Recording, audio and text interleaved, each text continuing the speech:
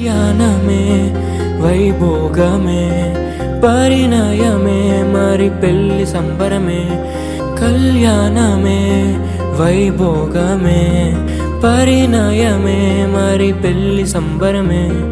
అందాల వరుడు పరిశుద్ధుడు చక్కని వధువు కన్యాకు. అందాల వరుడు పరిశుద్ధుడు చక్కని వధువు కన్యాకు. జరిగే పరిశుద్ధ వివాహమే పెరిగే నిరంతర సంతోషమే.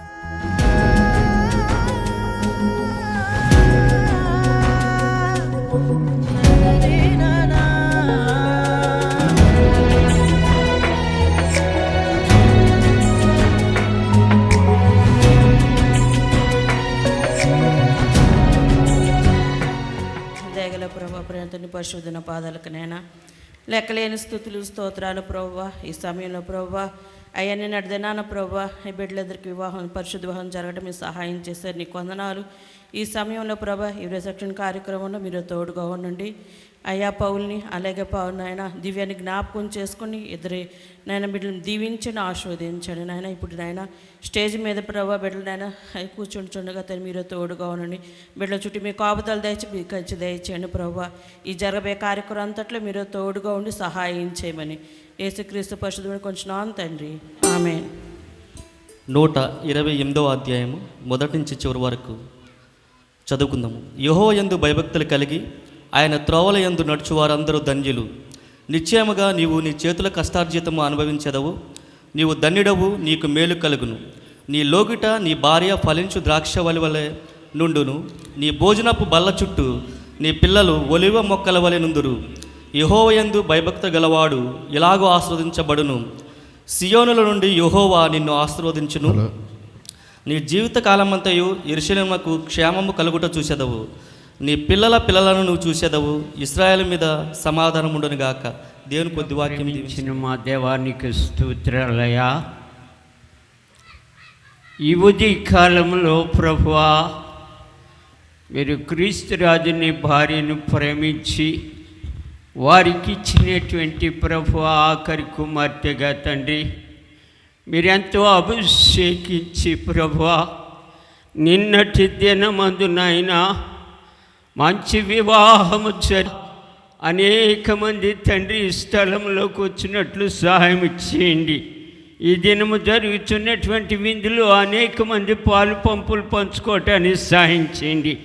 నూతనమైనటువంటి వారుని వధూరాలని ప్రభువా ఈ స్థలమందు ఉంచినందుకు స్తోత్రాలు. దేవా ఈ పెండాలానికి తగినటువంటి భద్రత కలుగ చేయండి. అలాగే వచ్చిన ప్రతి దైవజనుని కూడా ప్రభువా దేవా నీ ఆత్మ అభిషేకము దయచేసి ఎవరి మాట్లాడి నన్ను ప్రభువా ఏడంతల ఆత్మశక్తితో మాట్లాడటానికి కృప దయచేయమని కూడి ఉన్న మమ్మల్ని అందరినీ బలపరచమని నజరేయుడైన యేసు నామమున నడుచున్నాము తండ్రి, ఆమేన్. చదువుకుందాం. గుణవతి అయిన భార్య దొరుటరుదు, అట్టిది ముత్యము కంటే అమూల్యమైనది. ఆమె పెనిమిటి ఆమె యందు నమ్మిక ఉంచెను, అతని లాభప్రాప్తికి వెళ్తూ కలగదు. ఆమె తాను బ్రతుకు దినములన్నీ అతనికి మేలు చేయను కానీ కీడి చేయదు. ఆమె గొర్రెబొచ్చును అవిశారను వెదుకును, తన చేతులారా వాటితో పని చేయను. వర్తపు వాడలు దూరం నుండి ఆహారం తెచ్చినట్లు ఆమె దూరం నుండి ఆహారం తెచ్చుకొనెను. ఆమె చీకటితోనే లేచి తన ఇంటి వారికి భోజనమును సిద్ధపరచును.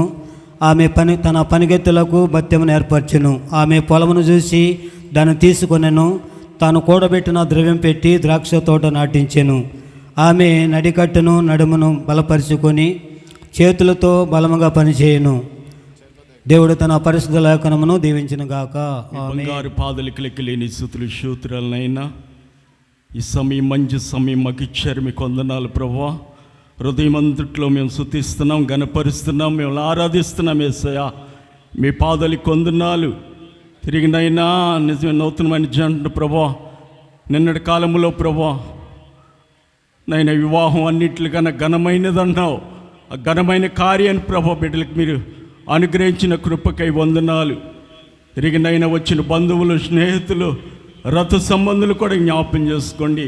ఈ స్థలానికి రత్న సామ్యుల్ హై గారిని కూడా నైనా తీసుకొచ్చిన కృపకై వందనాలు.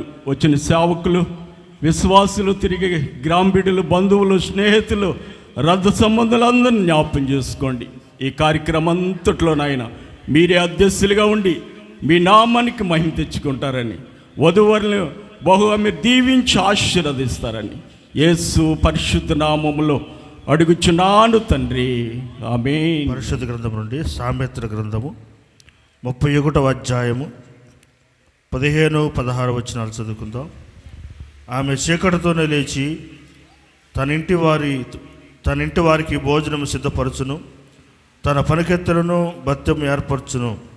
ఆమె పొలమును చూచి దాన్ని తీసుకొనును, తాము కూడబెట్టిన ద్రవ్యం పెట్టి ద్రాక్ష తోట ఒకటి నాటించును. దేవుడి పరిశుద్ధ వాక్యము దీవించునుగాక. నీకే వందనాశుతులు స్తోత్రాలు చెల్లించుకుంటున్నాం తండ్రి. 2026 సంవత్సరం ప్రభా నాయన 2వ నెల ప్రభా 5వ తారీఖు వరకు మీరు సజీవుల రెక్కల కింద కాచి కాపాడిన విధానం కొరకు మీకు వందనాశోత్రాలు చెల్లించుకుంటున్నాం తండ్రి. అవును ప్రభా నాయన మరి క్రీస్తు రాజు అన్నయ్యని బట్టి ప్రభా వదిన బట్టి ఇచ్చిన ఇద్దరు బిడ్డల బట్టి నీకు వందనాశోత్రాలు ప్రభా. అవును ప్రభా నాయన మరి పెద్ద కుమార్తెని అల్లునిచ్చిన ఇద్దరు బిడ్డల బట్టి నీకు వందనాలు తండ్రి. మరి చిన్న కుమార్తె వివాహంతో ప్రభా ఆశించిన రీతిగా ప్రభా నిన్న దినమును ప్రభా నాయన ఎంతో గొప్పగా జరిగిన విధానం కొరకు వందనాలు స్తోత్రాలు చెల్లించుకున్నాం తండ్రి. ఒంటరిగా ఉన్న వారిని విద్దరుగా చేసి విద్దరిని ప్రభా నాయన మరి రిసెప్షన్ కార్యక్రమంలో ప్రభా నాయన ఈ కొండేరు గ్రామం మధ్య ప్రభా నాయన ఈ కార్యక్రమం జరుగుతుండగా మీరు కాచి కాపాడండి ప్రభా నాయన. ఒంటరి వారిని ఇద్దరిని ముగ్గురినిగా నలుగురుగా చిత్తపరచమని ప్రార్థన చేస్తున్నాం తండ్రి. అవును ప్రభా నువ్వు నమ్మదగని దేవుడు ప్రభా. వివాహం అన్ని విషయంలో ఘనమైనది అన్నా ప్రభా.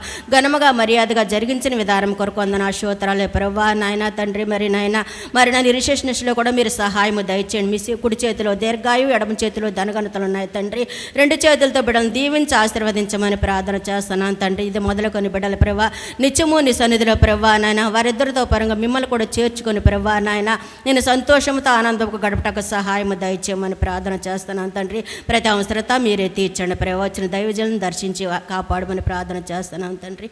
సమస్తం ఘనత మహిమ ప్రభావాలు తెచ్చుకోమన్న జడనే యేసు క్రీస్తు ప్రయత్నాములో ప్రార్థించి బ్రతలాడుకుంటున్నాం తండ్రి. అందరం కూడా ఈ నూతన దంపతుల కొరకు ప్రార్థన చేసుకుందాం.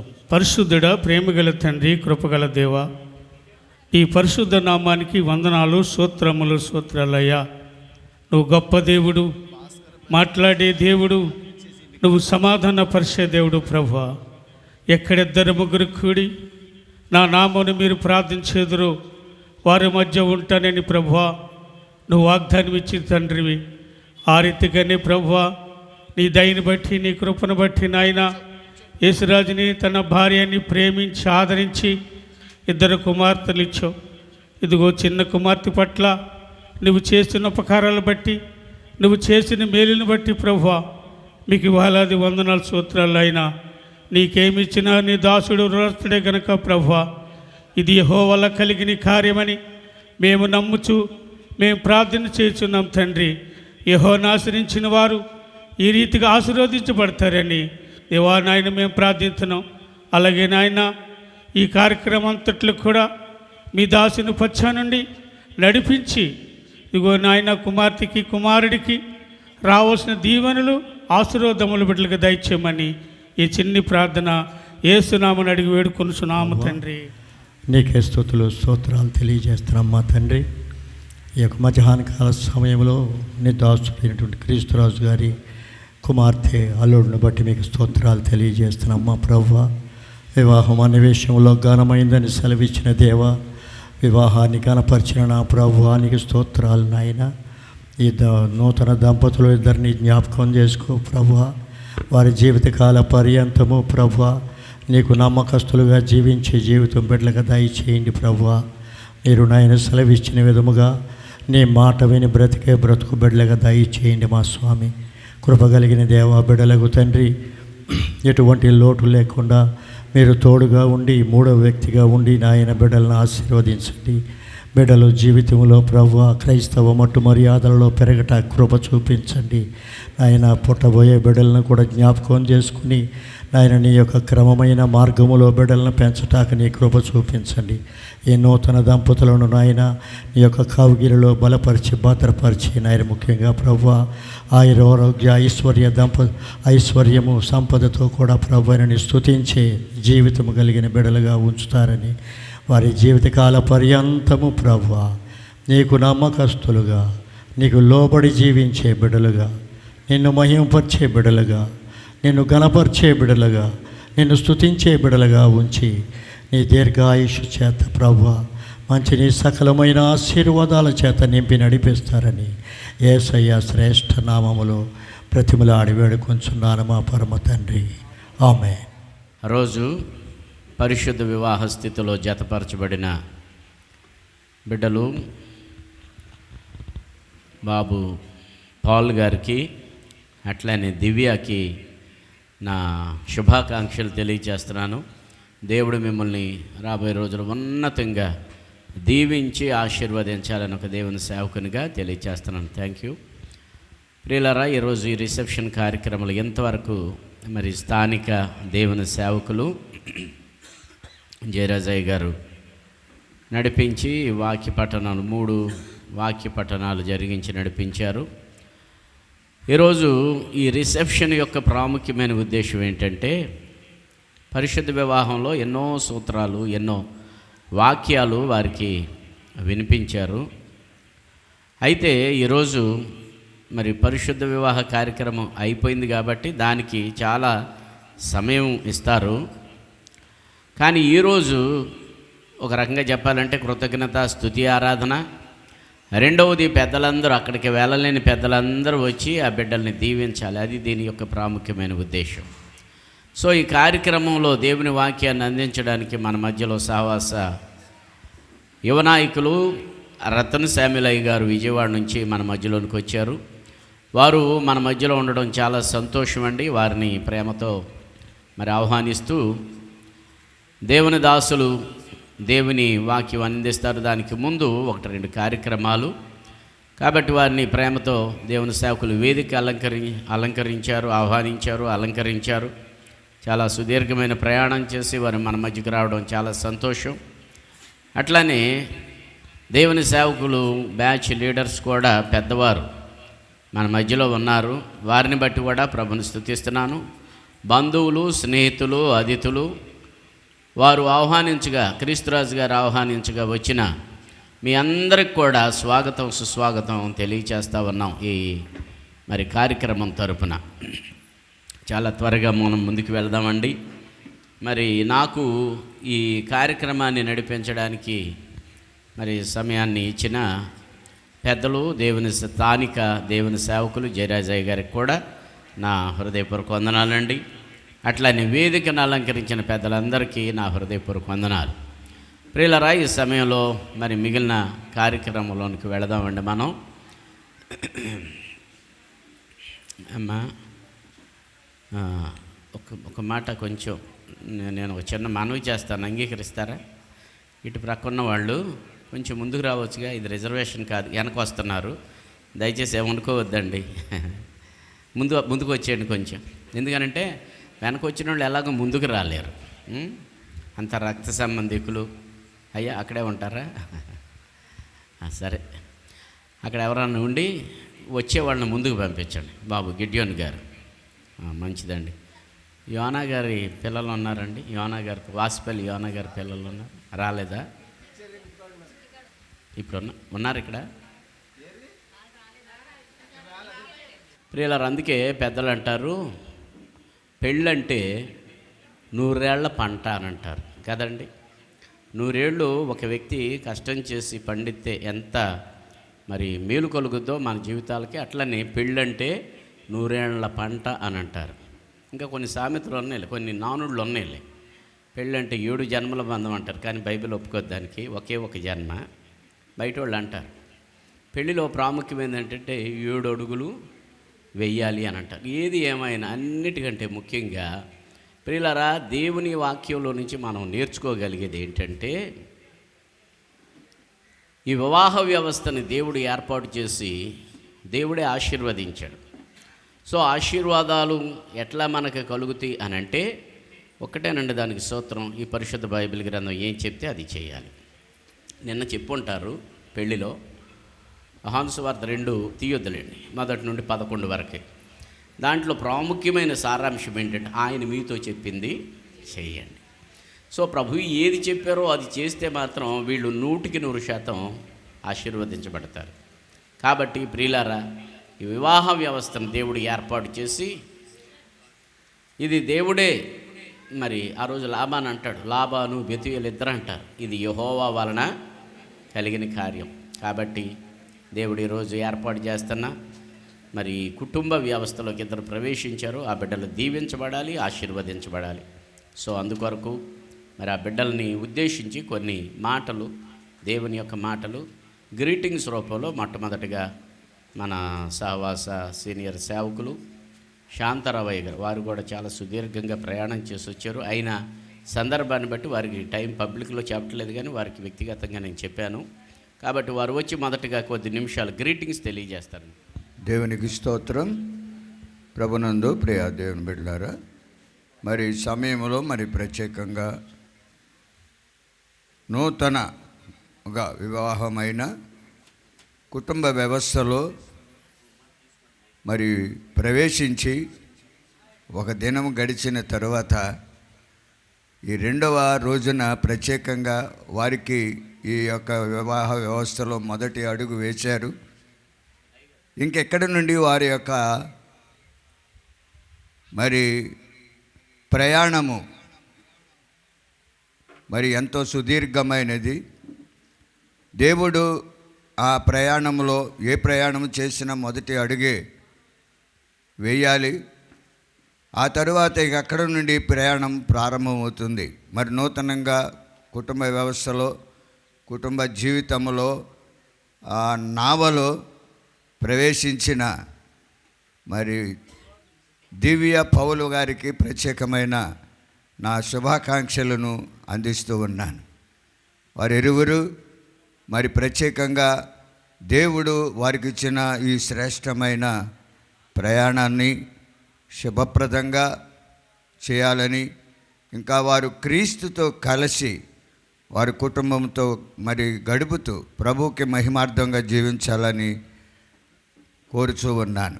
1 పేతురు పత్రిక 3వ అధ్యాయము 6-7 వచనాలు మనము చదువుకుందాం. ఆ ప్రకారము శారా అబ్రహామును యజమానుడని పిలుచుచు అతనికి లోబడి ఉండెను. వారు మీరును యోగ్యముగా నడుచుకొనుచు ఏ భయమునకు బెదరకాయున్న ఎడల ఆమెకు పిల్లలగుదురు. 7వ వచనం, అటువలే పురుషులారా, జీవమను కృపావరములో మీ భార్యలు మీతో పాలువారై ఉన్నారని ఎరిగి ఎక్కువ బలహీనమైన ఘటమని భార్యను సన్మానించుచు జ్ఞానము చొప్పున వారితో కాపురము చేయుడి. పిల్లరా, ఈ వాక్యాలు మనం అనేక పర్యాయాలు విన్నాం. దైవజనుడైన పేతురు ఆయన ఒంటరివాడు కాదు. మరి శిష్యులందరిలో వివాహం వ్యవస్థలో పాల్గొని భార్యతో మరి సంసారం చేసి ప్రభువు యొక్క శిష్యుడిగా నమ్మకముగా సాగిపోయిన పేతురు ఆయన కుటుంబ వ్యవస్థలో ఆయనకు అనుభవం ఉన్నది కాబట్టి సంఘమునకు కూడా తన అనుభవాన్ని పరిశుద్ధాత్మ ద్వారా తెలియచేస్తూ మనందరికీ మాదిరిగా ఈ వాక్యమును మరి మనకు వ్రాసి ఇచ్చాడు. పిల్లరా, దేవుని వాక్యం అంటే మన కుటుంబం అంటే ఒంటరి వారు కాదు. 68వ కీర్తనలో ఉంటుంది, ఏకాంగులను సంసారులుగా చేయవాడు ఆయనే. దేవుడు ఏకాంగులుగా ఉన్న వీళ్ళిద్దరినీ కూడా మరి నిన్నటి దినమున వారు ఏకపరచబడి ఉన్నారు. కుటుంబముగా వాళ్ళ జీవితాలను గడపడానికి ఇష్టపడి ప్రమాణాలు చేసి వారు దేవుని సన్నిధిలో మేము మా జీవిత కాలం అంతా కూడా నమ్మకంగా ఉంటామని ఆ విధంగా వాళ్ళు సాగిపోయినారు. అయితే ఈ విధంగా దేవుడు వాళ్ళు ఈ రోజున వారు కుటుంబ వ్యవస్థలు, ఇప్పుడు మనం నిన్న వివాహం గురించి మనం విన్నాం, కానీ ఈరోజు మన కుటుంబ వ్యవస్థలో ఎలాగ మనము జీవించాలి. ఇక్కడ క్రీస్తు ప్రభువుని కలిగిన కుటుంబాలు ఎంత పరలోకమైనది, వారి కుటుంబం పరలోకం. రెండోది నేను విన్నది ఏంటంటే, పౌలు గారు మరి ఆయన ఒక పాస్టర్గా దైవజనుడిగా ఆయన తరిబీదై మరి సిద్ధపడినట్లుగా నేను చూస్తున్నాం. మన పాప దివ్యమ్మ మరి ప్రత్యేకంగా ఆమె కూడా చిన్నతనము నుండి మన విశ్వాసుల ప్రార్థన సహవాసములో ఆమె రక్షణ పొంది మార్పు చెంది ఈ విధముగా ఆమె మరి ఉన్నతమైన చదువు కూడా చదివి ఆ విధంగా దేవుడు మరి ఆమె రక్షణ బట్టి వాళ్ళిద్దరూ కూడా కలిసి ఇప్పుడు వాళ్ళు దేవుని సేవలో కూడా వాళ్ళు ముందుకు వెళ్ళాలని ఆశపడుతూ ఉన్నారు. చాలా శుభ పరిణామం. ఇద్దరు రక్షణ పొందారు, ఇద్దరు ప్రభువు కొరకు సిద్ధపడ్డారు, ఇద్దరు ఆ దేవుని సేవ కొరకు వారు మరి అడుగు వేస్తూ ఉన్నారు. ఈ సమయంలో అపోస్తుడైన దైవజనుడైన పేతురు చెప్పింది ఏంటంటే, స్త్రీలందరూ ఎలా ఉండాలంటే ఆమెకు పిల్లలై ఉండాలి. ఎవరికి? మన విశ్వాసుల తండ్రి అయిన అబ్రహామునకు భార్య అయిన శారమ్మకు పిల్లలముగా ఉండాలి. స్త్రీలందరూ ఎలా ఉండాలంటే, ఏమండి, అబ్రహాము జీవితములో నిజముగా ఆమె ప్రయాణములో ఆయన విశ్వాస యాత్రలో నమ్మకముగా సాగిపోయిన స్త్రీ ఎవరంటే శారమ్మ గారు. నిజంగా ఆమె జీవితం నిజముగా తన అన్నీ విడిచిపెట్టి సమస్తను విడిచిపెట్టి ఆయనతో ప్రయాణము చేస్తూ దేవుడు వెళ్ళమన్న స్థలానికి అబ్రహాము ప్రయాణమై వెళుతూ ఉంటే ఒక అడుగు కూడా వెనక్కి వేయకోకుండా ముందుకు సాగిపోయిన ఒక దైవజనురాలు. ఒక సంఘటన మీకు చెప్తాను ప్రియులారా. అబ్రహాము ఎందుకు యజమానుడని అన్నదంటే, అబ్రహాము అంటే ఎవరు? నా యజమానుడు. యజమానుడు అంటే అర్థం ఏంటి? నా జీవితంలో నన్ను నడిపించేవాడు, నన్ను కాపాడేవాడు, పోషించేవాడు, నన్ను ఉన్నతమైన మార్గంలో నడిపించేవాడు నా యజమానుడు. ఆయన మాటకు నేను లోబడి ఉంటాను. నిజంగా ఆమె లోబడిన విధానం నేను చూస్తే, అబ్రహాము కానాను దేశమునకు వచ్చిన తర్వాత భయంకరమైన కరువు వచ్చింది. ఆ కరువులో జరిగిన విషయం ఏంటంటే, అబ్రహాము తట్టుకోలేక ఐగుప్తు దేశానికి వెళ్ళిపోయినాడు. ఐగుప్తు యొక్క రాజు మహాభయంకరమైన క్రూరుడు. వాడు ఫరో భయంకరమైన క్రూరుడు. అందమైన స్త్రీలను ఎవరినైనా చూస్తే, భార్యాభర్తలకు చూస్తే భర్తను చంపేస్తాడు, భార్యను బ్రతికిస్తాడు. అటువంటి క్రూరత్వంలో ఉన్న ప్రాంతం అది. అంటే ఆ రాజు, ఆ క్రూరుడైన రాజు యొక్క చేతుల్లో నుండి తప్పించబడాలంటే వీరిద్దరూ ఒక ఒడంబడిక చేసుకుంటారు. అమ్మా, ఎవరైనా మరి నిన్ను మరి అడిగితే, లేకపోతే నువ్వు ఒకవేళ వెళ్ళిపోవలసి వస్తే నీవు మాత్రము నన్ను అన్న అని చెప్పు, నేనమ్మ నా చెల్లి అని చెప్తాను అని వారిద్దరు ఒడంబడిక చేసుకుంటారు. ఆ విధంగానే ఫరో వచ్చి ఈమె యొక్క అందాన్ని బట్టి చూస్తూ ఉంటే ఆవిడ నీకేమవుతుందంటే నా చెల్లి అని చెప్తాడు అబ్రహాము, ఈయన కూడా నా అన్న అని చెప్తారు. కాబట్టి ఇది చాలా ప్రమాదకరమైన ఒడంబడిక. భార్యాభర్తలుగా ఉన్నవారు అన్న చెల్లెలుగా ఉండటం అంటే అది మరి చాలా భయంకరమైనది. కానీ శారమ్మ అయితే నీవు నా భర్తవు కదా, అన్నాని ఎందుకు చెప్పమన్నావు అని కూడా ఏమాత్రము కూడా మరి వెనుదీయలేదు. ఎందుకంటే తన భర్త యొక్క ప్రాణము కొరకు తన యొక్క జీవితాన్ని త్యాగం చేసిన త్యాగశీలి శారమ్మ. నిజముగా తన భర్త ప్రాణము కొరకు, అబ్రహాము ప్రాణము కొరకు, నా భర్త ఏమి చేసినా సరే నేను ముందుకు వెళ్తాను, నా భర్త ప్రాణాన్ని నేను కాపాడుతానని గొప్ప త్యాగశీలి. అందుకని ఆమె సాధువైనట్టు మృదువైనట్టు స్వభావం పైన ఉన్నవన్నీ కూడా అవన్నీ కలిగిన మహా గొప్ప సాధ్వి. అటువంటి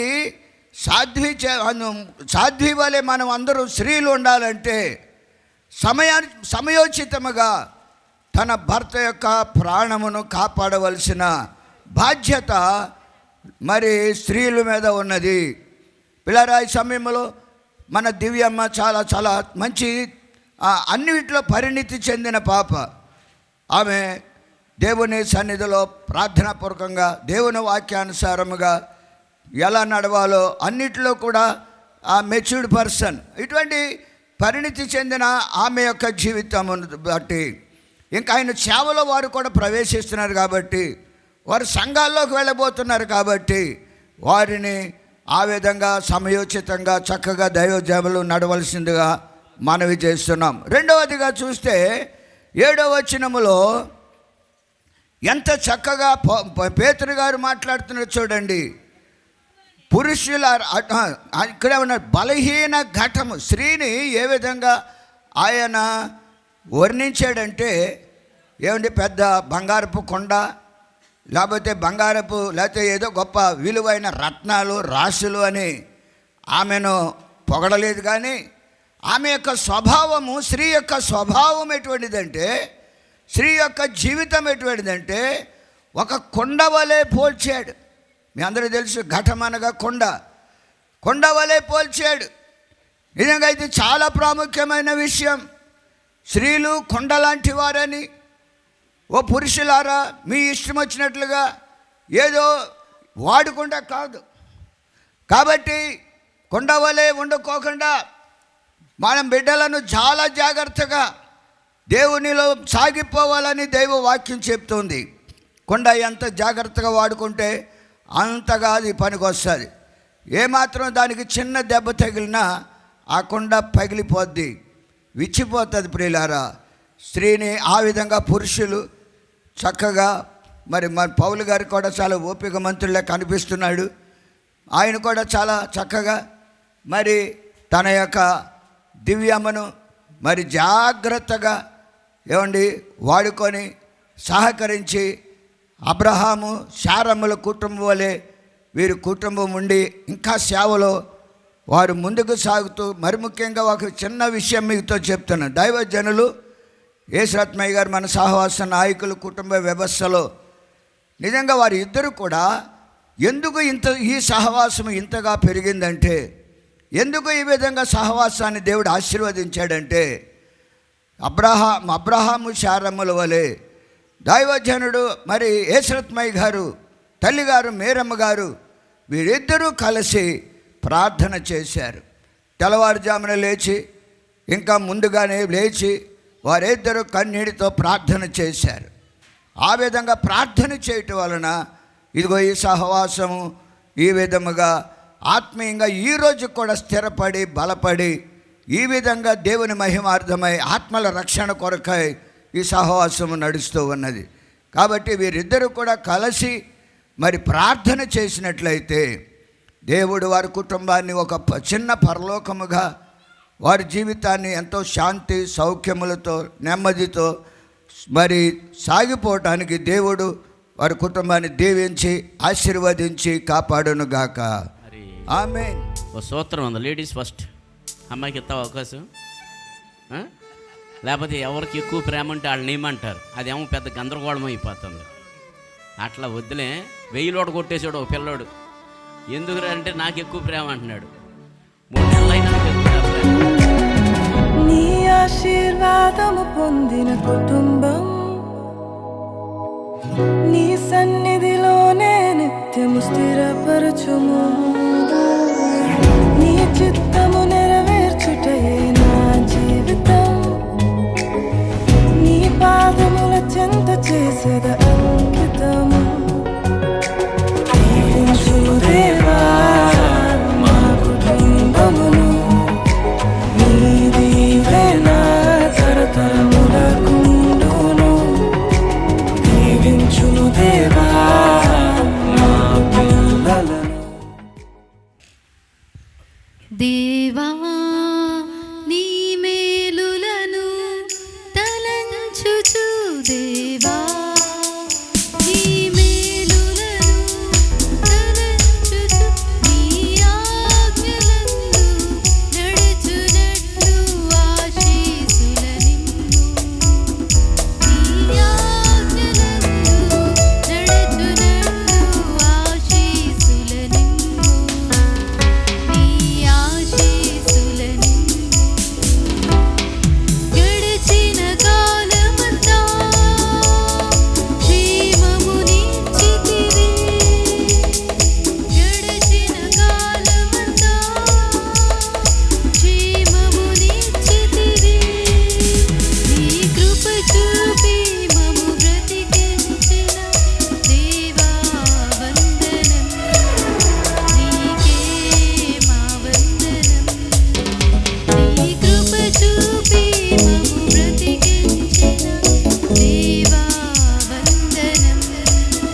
నీకే మా వందనం.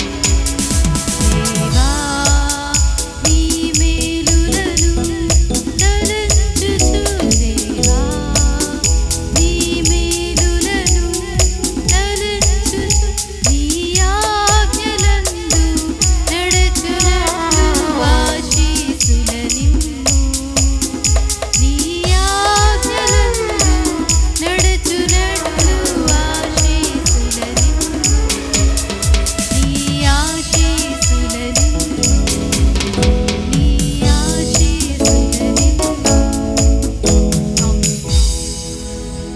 మా పరలోకపు తండ్రి, పరిశుద్ధుడైన దేవా, మారని మార్పు చెందినవాడా, యుగాయుగములు ఒకే రీతిగా ఉండి మమ్మలను ప్రేమించి ఆదరించి నాయన మాకు కావలసిన ప్రతి విషయంలో కూడా మీరు నమ్మదగిన దేవుడుగా ఉండి నాయన మీరు ఫలించి అభివృద్ధి చెంది విస్తరించమని నీ వాక్యము సెలవిచ్చిన రీతిగా మా ప్రియులు నీ ప్రియదాసుడు ప్రభా క్రీస్తురాజు గారిని మీరు జ్ఞాపం చేసుకొని నాయన తనకిచ్చిన సంతానాన్ని బట్టి నీ కొందనాలు స్తోత్రాలు. ప్రభా ఈ సమయంలో తన 2వ కుమార్తె విషయంలో ప్రత్యేకంగా ప్రార్థన చేస్తున్నాం. దివ్యాన్ని మీరు జ్ఞాపం చేసుకుని తన ఒంటరిగా ఉండటం మంచిది కాదని మీరు ఆలోచన చేసి సాటి అయిన సహాయముగా పాలు గారిని మీరు జ్ఞాపం చేసుకున్న విధానానికై నీ కొందనాలు స్తోత్రాలు. దేవా ఈ సమయంలో నాయన వారిరువురు కూడా జతపరచబడడానికి మీరు ఇష్టపడ్డారు, ఒకటిగా చేశారు కనుక నీ కొందనాలు స్తోత్రాలు. ఎందుకంటే మీరు ఫలించి అభివృద్ధి చెంది విస్తరించమని నీ వాక్యం సెలవివ్వబడింది. వివాహము అన్ని విషయములోనూ ఘనమైనదిగా ఎంచబడినది గనుక నాయన వివాహము ఘనముగా జరగడానికి తరువాత ప్రభా ఈ రిసెప్షన్లో నాయన నీ దాసులైన వారు నాయన ప్రభు వారిచ్చే నాయన ప్రభా దేవుని మాటలను బట్టి నాయన గ్రీటింగ్స్ని బట్టి కూడా నీ కొందనాలు నాయన ఈ సమయంలో వారిరువురిని కూడా ప్రభా నీ చేతికి సమర్పిస్తున్నాం. వారి జీవిత కాలం అంతయు కూడా నాయన ప్రార్థన చేయుటలో, అట్లాగే ఒకరికొకరు లోబడుటలో, ఒకరికొకరు నమ్మకముగా ఉండటములో ఎక్కడా కూడా ప్రభా ఎడబాటు రాకుండా నాయన యెహోవా యందు భయభక్తులు కలిగిన కుటుంబము ప్రభా 128వ కీర్తన ద్వారా మీరు తెలియజేశారు కనుక ప్రభా ఆ కీర్తన వారి జీవితంలో నెరవేరునట్లు మీరు సహాయం చేసి నాయన వారు బిడ్డలు కలిగిన తల్లిదండ్రులుగా చేసి నాయన ప్రభా యెహోవాయందు భయభక్తులు కలిగిన వారు ఇలాగూ ఆశీర్వదింపబడుదురని నీ వాక్యము సెలవిచ్చిన రీతిగా భార్య ఫలించు ద్రాక్ష వలె ఉండను, పిల్లలు ఒలీవ మొక్కల వలె ఉంటారని నీ వాక్యము సెలవిచ్చిన రీతిగా నాయన వారి కుటుంబము నాయన ఆశీర్వదింపబడడానికి దీవించబడడానికి నాయన ఈ దినము నాందిగా ఉండడానికి నీ ప్రత్యేకమైన కృప సహాయము మెండుగా దయచేసి ఈ కార్యక్రమం అంతటినీ కూడా నాయన దిగ్విజయముగా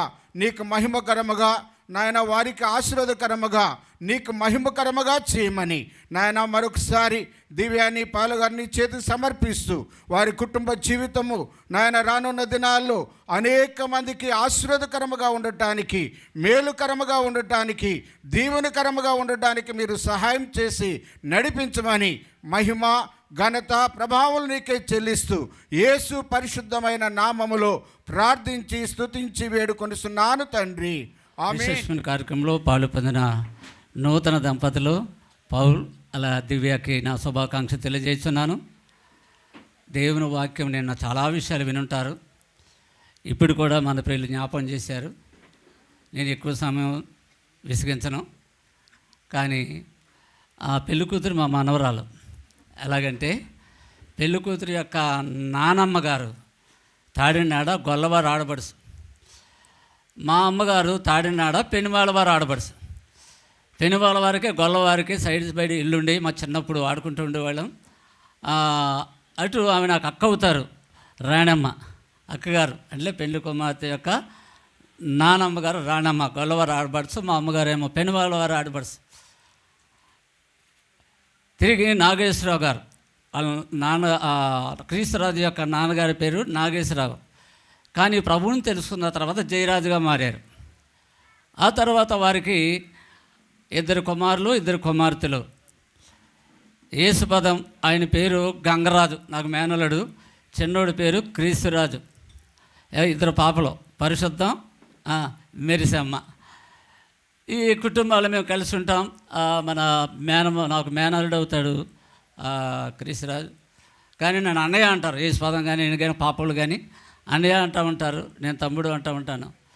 మరి మా మనవరాలు నవ్వుతూ ఉంది, కానీ పౌలు గారు ఏంటో మరి డల్గా ఉన్నాను, నిద్రలేదండి ఆయన. దేవుని సందులో మనం ఎలా ఉండాలి? హ్యాపీగా ఉండాలి. పెళ్ళంటే నూరేళ్ళ. మరి పంట పండినప్పుడు ఏం చేస్తారు? ఒక మాట, పంట ఎకరం 15 బస్తాలు పండేది ఒకప్పుడు, 40 బస్తాలు పండినప్పుడు సంతోషిస్తారా? సంతోషించరా? ఇప్పుడు రొయ్యలు వేస్తున్నారు, ఎకరం టన్ను అయ్యేది 3 టన్నులు అయింది, సంతోషిస్తారా? సంతోషించుతారా? మరి వీళ్ళు పెళ్లి కొరకు ఎంతో ప్రార్థన చేశాం. ఈ పౌలు గారు తాతగారు పాత పౌలు గారు చిన్నమిల్లిపాడులో సేవ చేశారు, ఆయనతో కలిసి సేవ చేసాం. వారి కుమారుడు రూబేన్ గారు కరీంనగర్ వెళ్ళిపోయి అక్కడ సేవ చేస్తున్నారు. 3 సంఘాలు కట్టారు అక్కడ. వారి కుమారుడు తాతగారి పేరు పెట్టారనమాట. బాబు మీ తాతగారి లాగా సేవ చేస్తావా? మా థిక్ ఫ్రెండ్ అనమాట ఆయన. మేము ఆ కొల్లెటి ఏరియాకు శుభార్త చెప్పడానికి మేము ఈ పేదల నాన్నగారి పేరు చెల్లైరత్నం గారు. ఆ ప్రాంతం అంతా కూడా తిరిగి యేసురత్న గారితో కూడా సేవ చేసినవారు. మరి దేవుని కృపలో నువ్వు సేవకుడి యొక్క కుటుంబంలో పుట్టావు, ఆయన సేవ చేస్తున్నాక మీ నాన్నగారు, మీ తాతగారి సేవ మా మనవరాల దొరకడం నీకు భాగ్యం అనమాట. ఎందుకంటే చిన్నప్పటి నుండి ప్రాంతంతో దొరికిన పిల్ల మంచిగా చదువుకుంది, నువ్వు కూడా చదువుకున్న సంతోషం. రూబేన్ గారు ఇక్కడ ఉన్నారు, సేవ చేస్తున్నా, చాలా సంతోషం. అయితే ఈ సమయంలో ఒక్క మాట నేను జ్ఞాపం చేస్తాను.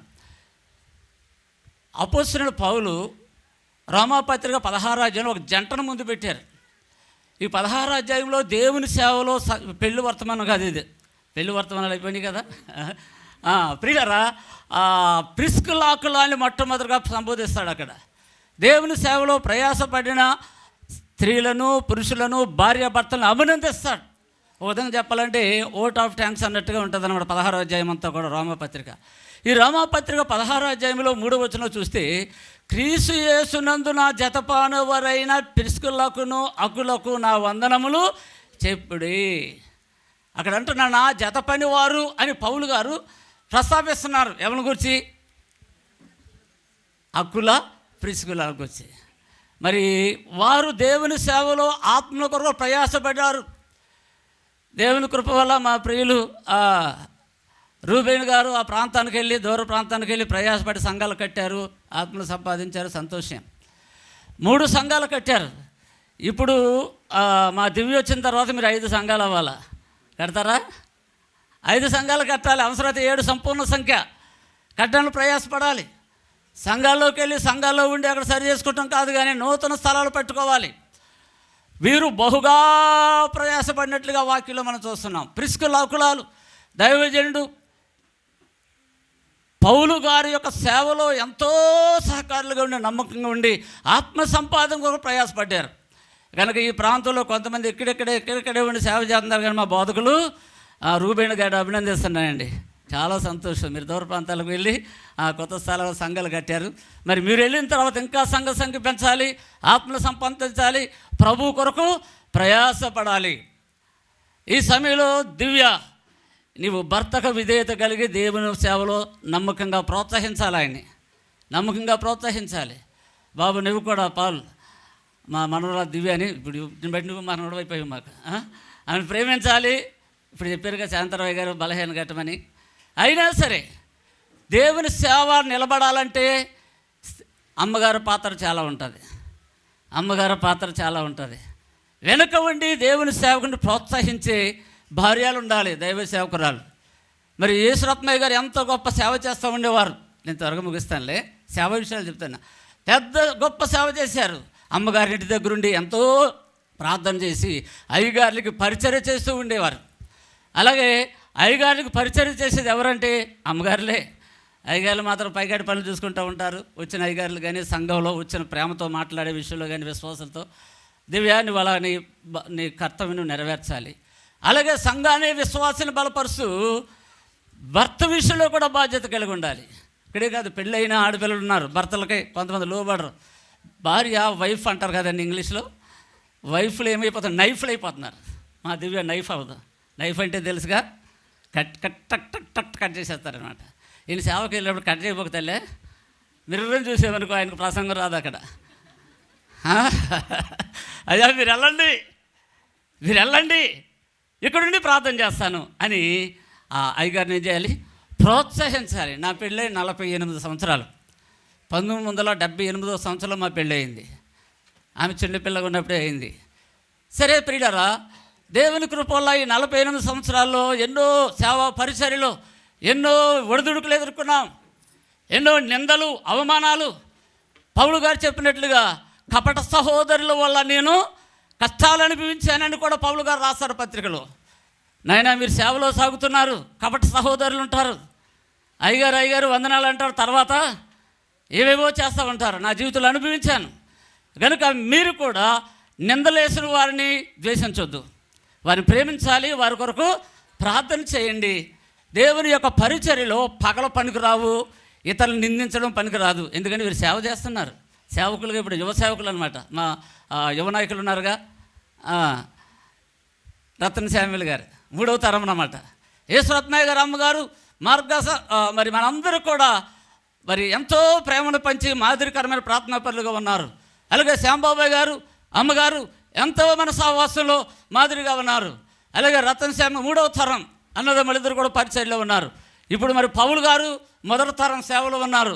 2వ తరం రూబేణ్ గారు, ఇక 3వ తరం అయిన ముచ్చటగా దేవుని సేవలో మీరు నమ్మకంగా సాగాలని కోరుకుంటున్నాను. తిరిగి స్త్రీలైన వారు భర్తలకు ఎలా ఉండాలంటే అందరూ డల్లగా ఉన్నారు. ఒక చరణ పాడదామా? గుణవతి అయిన భార్య దొరుకుట అరుదురా. చప్పట్లు పడదాం అందరం. బాబు పాల్.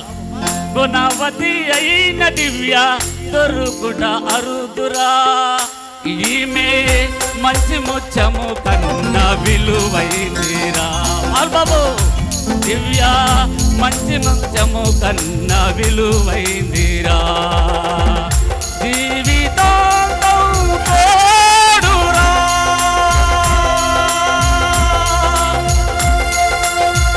జీవితాంతం తోడురా, వెన్నెలా బాటరా, వెన్నెలా బాటరా, వెన్నెలా బాటరా, వెన్నెలా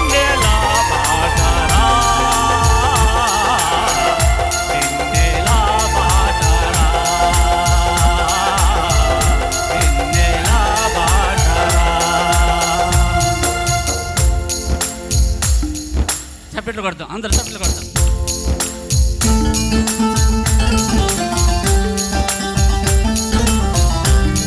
ప్రతి భార్య భర్త విషయంలో ఎలా ఉండాలో తెలియజేస్తుంది.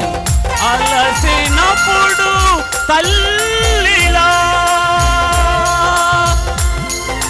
కష్టాలలో చెల్లిలా,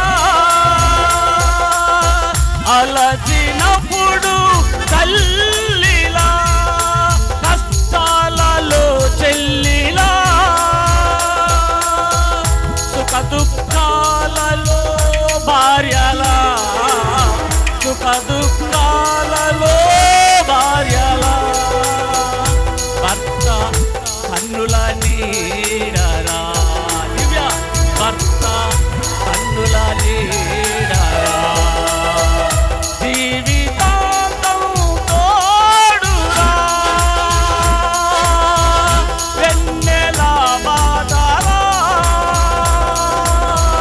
వెన్నెల బాటరా, వెన్నెల బాటరా, వెన్నెల బాటరా,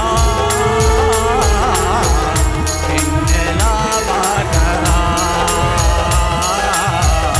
వెన్నెల బాటరా. ప్రతి స్త్రీ తన భర్తకు ఆ రీతిగా ఉంటే వారిరువురు కలిసి అనేక ఆత్మ దేవుని యొక్క నడిపించడానికి అవకాశం ఉంటుంది. అలా చేయటకు దేవుని కృప బిడ్డల దగ్గర తోడై నడిపించునుగాక. దేవునికి స్తోత్రం కలుగును గాక.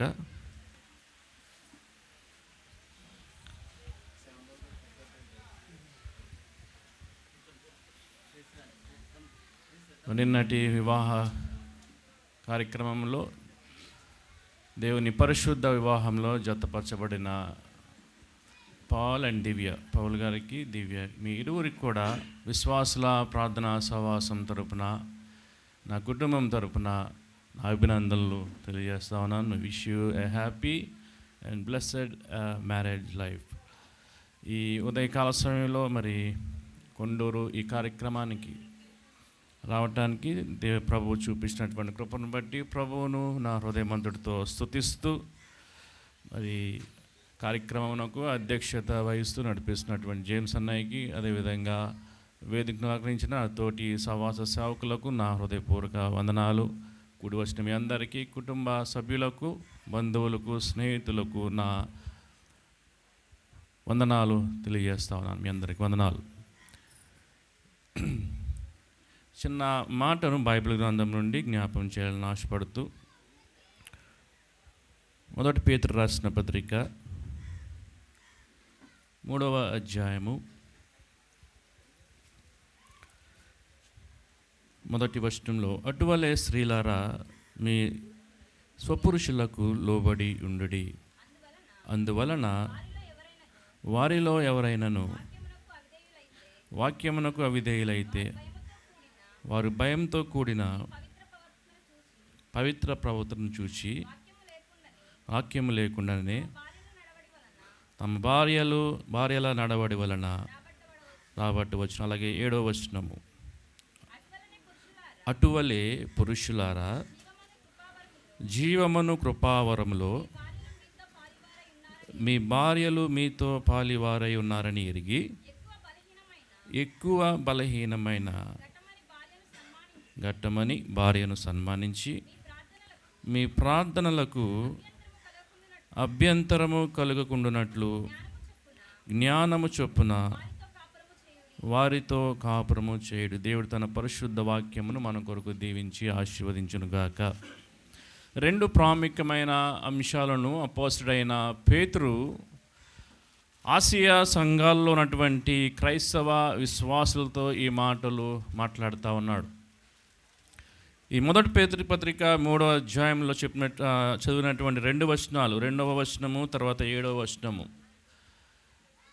వివాహ కార్యక్రమంలో క్రైస్తవ కుటుంబముగా జతపరచబడినటువంటి దంపతులకు ఇవి ఒక వాగ్దానముగా, లేదంటే ఇది ఒక హెచ్చరికగా అపోస్తలుడైన పౌలు చెప్తా ఉన్నాడు. ఇంగ్లీష్ బైబిల్లో those are commands for Christian wife and Christian husband. ఇది పేతురు యొక్క మాటలు కాదు, కానీ పరిశుద్ధాత్మ ద్వారా ప్రేరేపించబడినటువంటి అపోస్తలుడైన పేతురు సంఘములో భార్యాభర్తలకు హెచ్చరికలుగా దేవుని వాక్యాన్ని వారికి ఇస్తూ వారిని హెచ్చరిస్తూ ఉన్నాడు. పురుషులు భార్యలకు ప్రేమించమని ఎఫెసీ పత్రికలో 5వ అధ్యాయము 22 నుంచి 33వ వచనంలో పౌలు మీ భార్యలను మీరు ప్రేమించుడి అని అపోస్తలుడైనటువంటి పేతురు ఎఫెసీ సంఘంతో మాట్లాడుతూ ఉన్నాడు. Husbands love your wives. తర్వాత భార్యలతో సంఘంలో ఉన్నటువంటి భార్యలతో మాట్లాడుతూ wives submit to your husbands,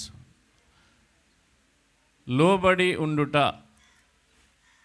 తర్వాత ప్రేమించుట. ఈ రెండు వివాహ వ్యవస్థలో చాలా ప్రాముఖ్యమైనవి.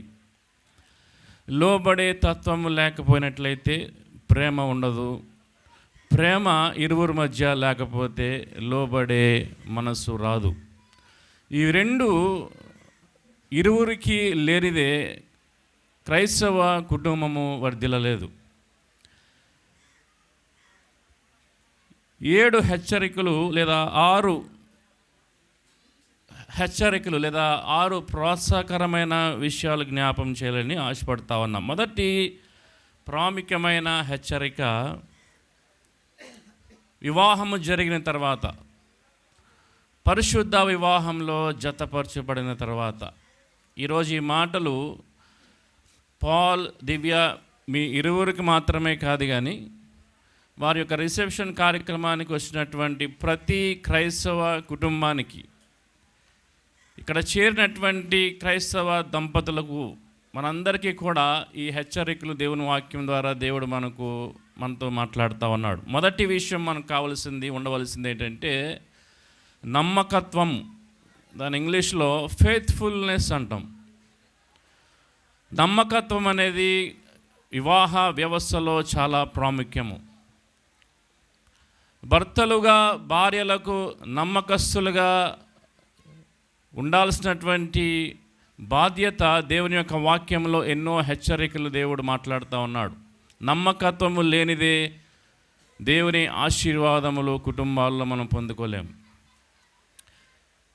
అదేవిధంగా మార్కు సువార్త 10వ అధ్యాయము 9వ వచనంలో దేవుడు చెప్పినట్లుగా, కాబట్టి దేవుడు జతపరిచిన వారిని మనుష్యుడు వేరుపరచకూడదని వారితో చెప్పాను. వివాహం యొక్క ప్రాముఖ్యత హెబ్రీ పత్రికలో ఉంటుంది. వివాహం అన్ని విషయంలో ఘనమైనది గాను, ఆ వచనం చాలామంది మర్చిపోతారు, ఆ వచనాన్ని పూర్తిగా చదవరు. ఆ వచనాన్ని సహజంగా ఈ వివాహ ఆ కార్డులో, వెడ్డింగ్ ఇన్విటేషన్ కార్డులో కూడా సగమే వేస్తారు ఆ వచనాన్ని. అది చాలా తప్పది. వివాహం అన్ని విషయంలో ఘనమైనది అని అక్కడ ఫుల్ స్టాప్ పెట్టేసి ఆ వివాహ ఇన్విటేషన్ కార్డుని ముద్రిస్తారు. అది చాలా తప్పది. వాస్తవానికి ఆ వచనం ఆ మాటతో ఆగిపోలా. వివాహము అన్ని విషయంలో ఘనమైనది గాను, అక్కడ ఫుల్ స్టాప్ లేదు. ఘనంగా ఉండాలంట వివాహ వ్యవస్థ. ఘనమైనది గాను, తర్వాత పానుపు నిష్కలంకముగా ఉండవలను. It should be Holi.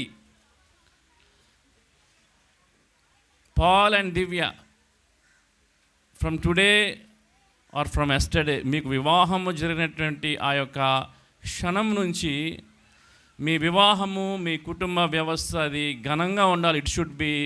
ఘనంగా ఉండడం అంటే మరి ఒక మాట దేవుని యొక్క వాక్యంలో నేను జ్ఞాపం చేసేది ఏంటంటే, మన దేవుని యొక్క గుణాతిశయాలను జ్ఞాపం చేసుకుంటే, ప్రభువైన యేసు క్రీస్తు వారి యొక్క గుణాతిశయము, the attribute of God, the perfection of God, ఆయన గుణములలో ఒక ప్రాముఖ్యమైన గుణాన్ని జ్ఞాపం చేసుకుంటే, మన దేవుడు పరిశుద్ధమైన దేవుడు. దేవుని యొక్క వాక్యం రాయబడింది, నేను పరిశుద్ధుని గనక మీరును పరిశుద్ధులై ఉండి అని దేవుడు ఆజ్ఞాపిస్తా ఉన్నాడు.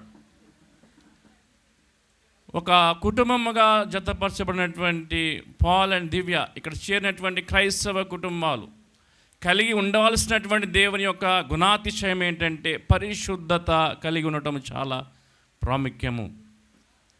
దేవుని వాక్యంలో ఉన్నది, పరిశుద్ధత లేకుండా దేవుని మనము చూడలేము. We cannot, it is impossible to see God without holiness. English బైబిల్లో అయితే ఇట్ ఈస్ ఇంపాసిబుల్, దేవుని చూడటము అసాధ్యము, పరిశుద్ధత లేనిదే. వివాహము ఈ దినాల్లో, ఇది 9వ సంవత్సరం నేను ఈ యొక్క నా పరిచర్యలో నేను కొనసాగటము. దేవుని దయని బట్టి, దేవుని మహాకృపను బట్టి అమెరికా నుంచి 2018లో తిరిగి రావడం జరిగింది. 2018 ఫిబ్రవరి 18 నుంచి నేటికి ఇది 9వ సంవత్సరము. దేవుని యొక్క కృప. ఈ 9 సంవత్సరాల్లో చాలా వివాహ కార్యక్రమాలకు నేను వెళ్ళి ఉన్నా.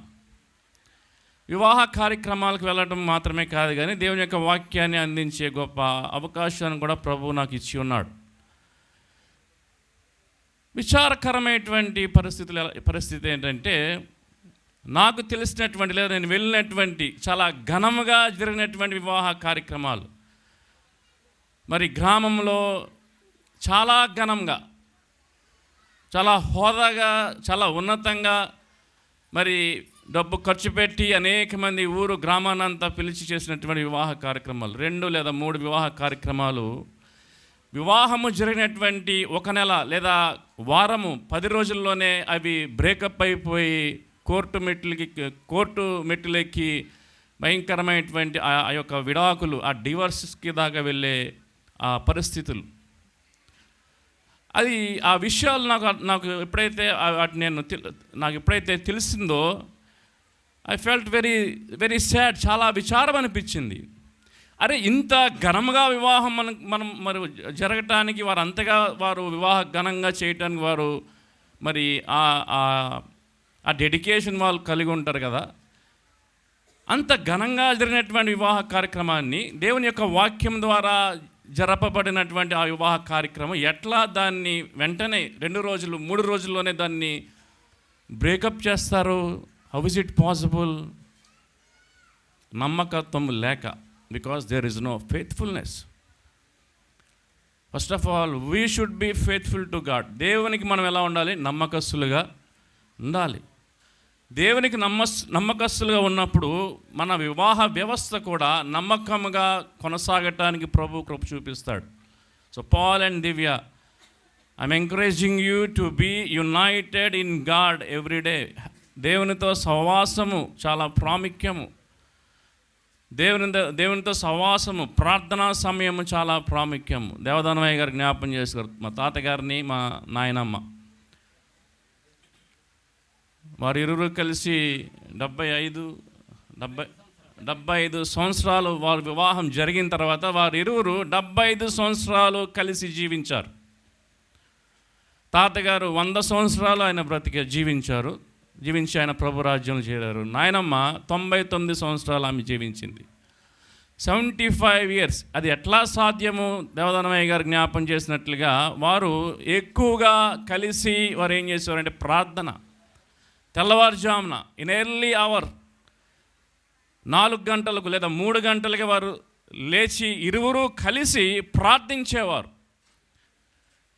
వారి వివాహ వ్యవస్థలో వారి కుటుంబము, వారి బిడ్డలు లేదా వారు ప్రారంభించినటువంటి విశ్వాసుల ప్రార్థన, సహవాసము, పరిచర్య ఈ రీతిగా అది దేవుని చేత ఆశీర్వదింపబడటానికి ముఖ్య కారణము నేను గమనించింది ఏంటంటే, ఒక మనవడుగా నాకు 30 సంవత్సరాలు లేదా 32 సంవత్సరాల వరకు వారు బ్రతుకున్నారు. వారు నేను చూచా. వారు ఆ రీతిగా దేవుని చేత ఆశీర్వదింపబడటానికి ముఖ్య కారణము నేను అంటాను విశ్వాసము, తర్వాత రెండవది ప్రార్థన. పాల్ అండ్ దివ్య, మీ ఇరువురికి నేను దేవుని వాక్యం ద్వారా ఇచ్చే గొప్ప సూచన, సలహా, రిక్వెస్ట్ ఏంటంటే, బీ ఫెయిత్ఫుల్ ఇన్ ప్రేయర్. కలిసి ప్రార్థించండి, కలిసి దేవుని దగ్గర బ్రతిమాలుకోండి. కుటుంబం కొరకు, మీ పరిచర్య కొరకు, మీరు ప్రారంభించే పరిచర్య లేదా మీరు పరిచర్యను కొనసాగించడానికి ప్రార్థనాపూర్వకంగా ముందుకు నడవలసిందిగా కోరుతా ఉన్నాను. రెండవ విషయము హానర్. ఇరువురు కూడా ఒకరినొకరు ఘనపరుచుకోవాల్సినటువంటి ఆవశ్యకత. లోకస్తుల వలె కాకుండా, దేవుని తెలియని వారి వలె కాకుండా, క్రైస్తవ కుటుంబంగా మరి ప్రాముఖ్యంగా మీరూరు కలిసి పరిచర్యలో ముందుకు సాగే పరిస్థితులు త్వరలో మరి ఆ యొక్క పరిచర్లో కలిసి పరిచర్య చేసే ఆ దినాలు త్వరలో మరి రానున్నాయి. కాబట్టి ఇరువురు సంఘము ఎదుట, దేవుని ఎదుట ఒకరికొకరు ఘనపరచుకోవాల్సినటువంటి విషయాన్ని అపోస్తలుడైన పౌలు రోమీ రాసిన పత్రిక 12వ అధ్యాయము 9-10 వచనంలో అంటాడు, మీ ప్రేమ ఎలా ఉండాలంటే నిష్కపటమనదై ఉండవలను. ఎలా ఉండాలంట? రోమీలు రాసిన పత్రిక 12వ అధ్యాయము 9వ వచనంలో అంటాడు, మీ ప్రేమ నిష్కపటమైనదై ఉండవలను. It should be very Holi.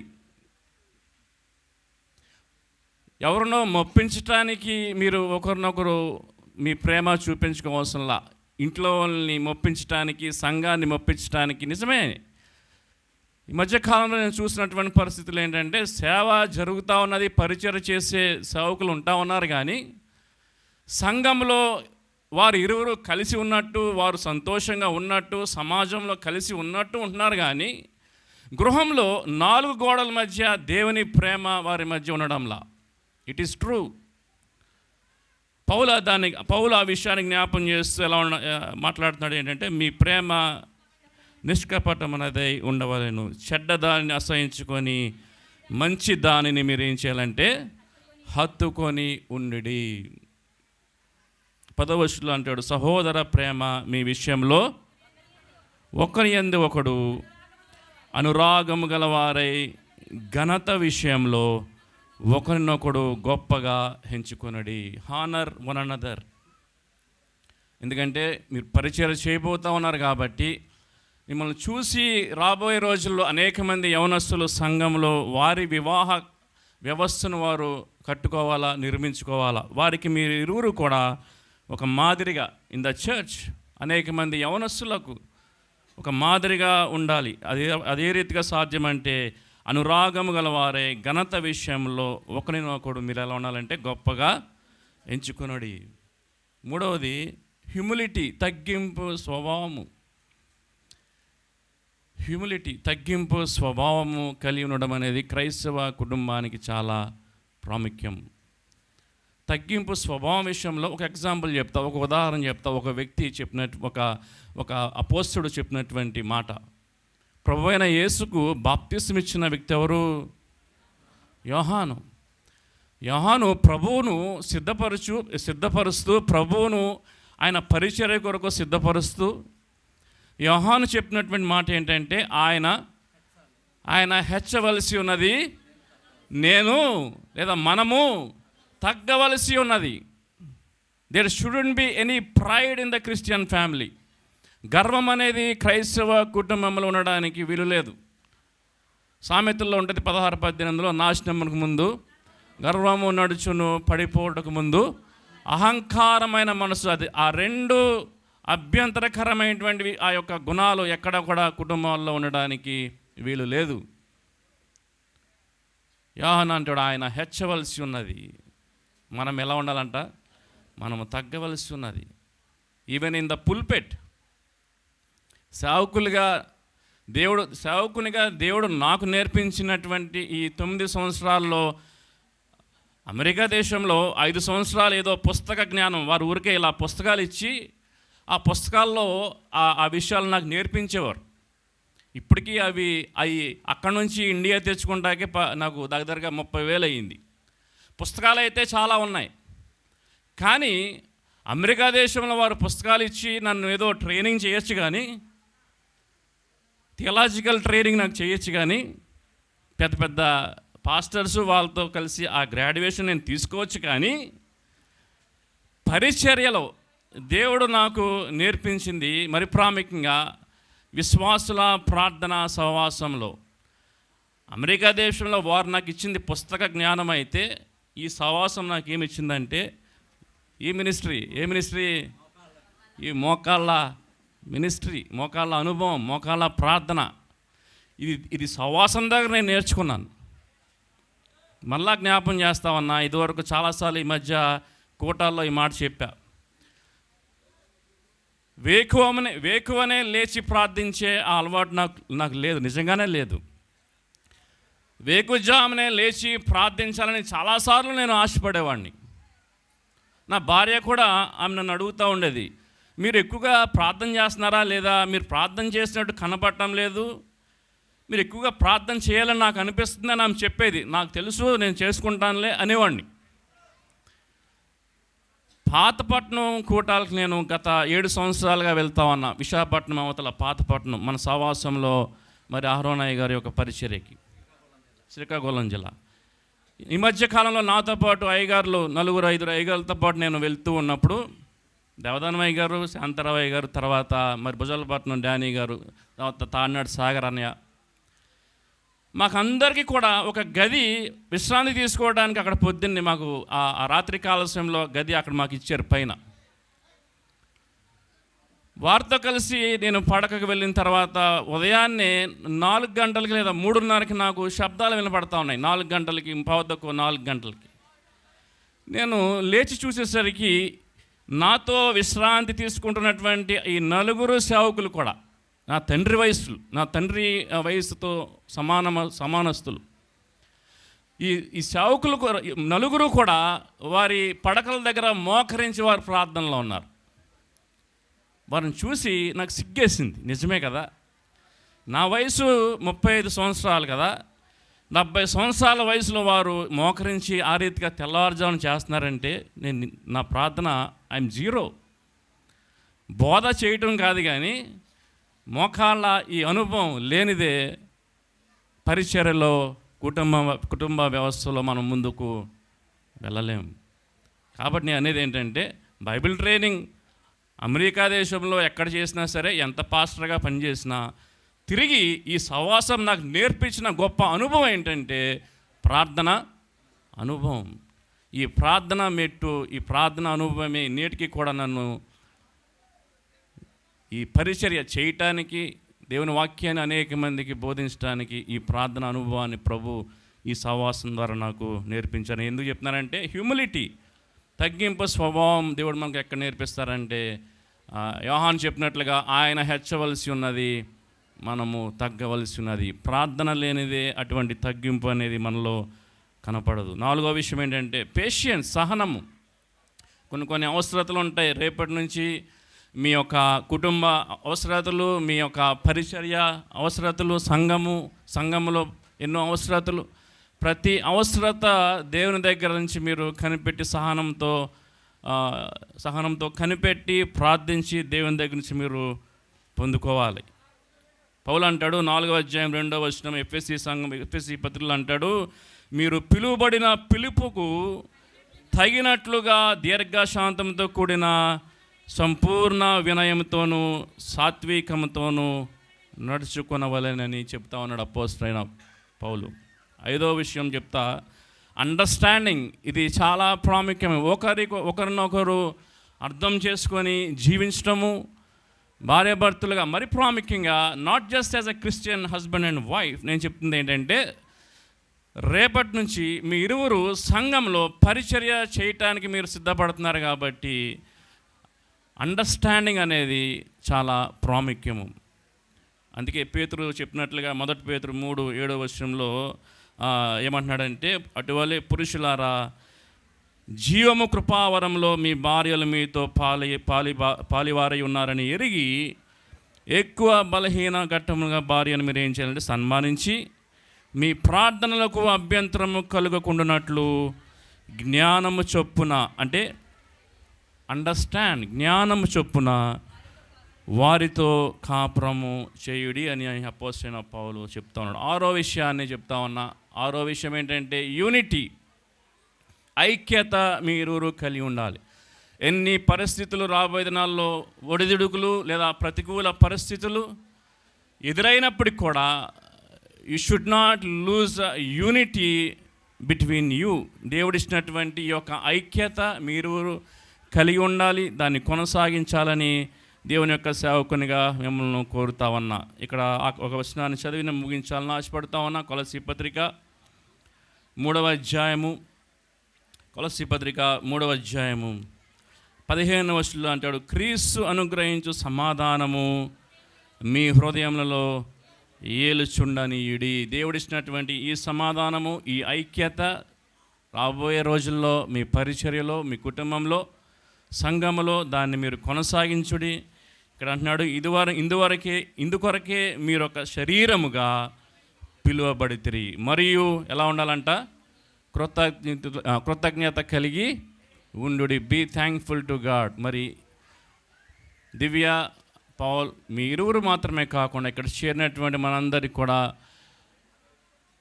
ఈ విషయాలు గ్రహించి దేవుని యొక్క గొప్ప ఆశీర్వాదములు మన కుటుంబాల్లో, మన బిడ్డల జీవితంలో పొందుకొని ప్రభు మన కొరకు దాచి ఉంచినటువంటి దేవుని యొక్క రాజ్యం కొరకు మనం సిద్ధపడదాం. అటువంటి కృప పౌల్ దివ్యకి ఇక్కడ కూడి వచ్చినట్టు మనందరికీ కూడా దేవుడు అనుగ్రహించి ఈ మాటలు దీవించి ఆశీర్వదించునుగాక. ఆమేన్. చిన్న ప్రార్థన. మమ్మల్ని మిక్కిలిగా ప్రేమించిన మా పరలోకపు తండ్రి, మా ప్రభువా, మా రక్షక, ఈ దాసులు క్రీస్తురాజు గారి యొక్క నాయనా మరి 2వ కుమార్తె దివ్యాను, అదేవిధంగా ప్రభువా మీరు జ్ఞాపం చేసుకొని వివాహ విషయంలో మీరు చేసిన గొప్ప కార్యంకై వందనాలు. మరి పాలను మీరు తీసుకుని వచ్చి దేవా మరి దివ్యతో జతపరిచి మీరు జరిగించిన నిన్నటి వివాహ కార్యక్రమకై వందనాలు. బిడ్డలను దేవా నీ వాక్యం ద్వారా నాతో పాటు ఇచ్చట చేరినటువంటి దేవుని యొక్క సేవకులు అనేక ప్రోత్సాహకరమైన మాటలు హెచ్చరిస్తూ వారిని బలపరుస్తూ ఉండగా దేవా మధ్యాహ్న కాల సమయంలో వారి ఇరువురు మీరు దర్శించండి. నీ దయ, నీ కాపుదల, నీ కృప వారి ఇరువురికి మెండుగా దయచేయండి. వారు కలిసి చేయబోతున్నటువంటి పరిచర్లో నీ తోడు, నీ సన్నిధి దయచేయండి. అనేక మందికి రాబోయే రోజుల్లో ఈ బిడ్డలు దీవెనకరంగా, ఆశీర్వాదకరంగా ఉండటానికి సహాయం దయచేయమని, ఈ మాటలు మీరు దీవించమని, ఆశీర్వదించమని యేసు పరిశుద్ధ నామములో అడుగుచున్నాం తండ్రి.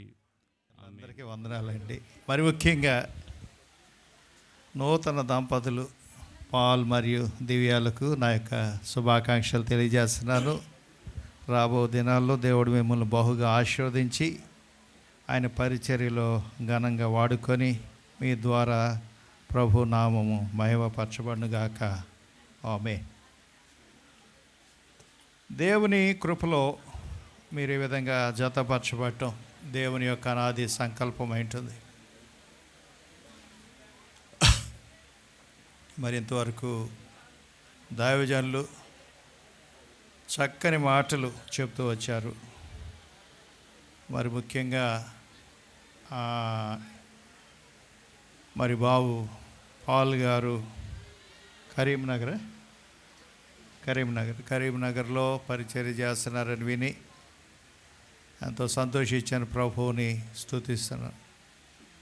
కారణం ఏంటంటే వాళ్ళ తాతగారు మాకు కూడా మంచి మిత్రులు, ఆయన చాలా ప్రేమించేవారు. తర్వాత అనేక సందర్భాల్లో మేము కలుసుకుంటూ ఉండేవాళ్ళం. దేవుని పరిచర్య అంటే చాలా ఆసక్తి కలిగి ఎంతగానో ప్రోత్సహిస్తూ ఉండేటటువంటి వారు. దేవుడు మరి ఆ కుటుంబాన్ని విడిచిపెట్టకుండా వారి మనవడు ఆయన పరిచర్యలో, దేవుని పరిచర్యలో ఉండేటువంటి చాలా సంతోషకరమైనటువంటి విషయం. అదేవిధంగా మరి దివ్య వైఎస్ రాజు గారు, క్రీస్తురాజు గారు చెప్తూ వచ్చారు ప్రార్థన చేయండి అని చెప్పి. మరి ఒక పరిచర్య చేసేటటువంటి దైవ సేవకునికి భార్యగా ఉండటం అనేది చాలా గొప్ప విషయం. కాబట్టి రాబో దినాల్లో దేవుని వాక్య భాగంలో చెప్పబడ్డట్లుగా రిబ్కా ఇస్సాకులను దేవుడు ఆశీర్వదించినట్లు మీ దాంపత్య జీవితాన్ని, మీ పరిచర్యను ఆశీర్వదించాలని చెప్పి నేను ఆ విధంగా ప్రార్థిస్తూ ఉన్నాను. 128వ కీర్తనలో చెప్తాడు, నీ లోగిట నీ భార్య ఫలించు ద్రాక్షవల్లి వలె ఉంటుంది, నీ భోజనపు బల చుట్టూ నీ పిల్లలు ఒలేవ మొక్కల వలె ఉంటారు అని చెప్పి. బైబిల్ గ్రంథంలో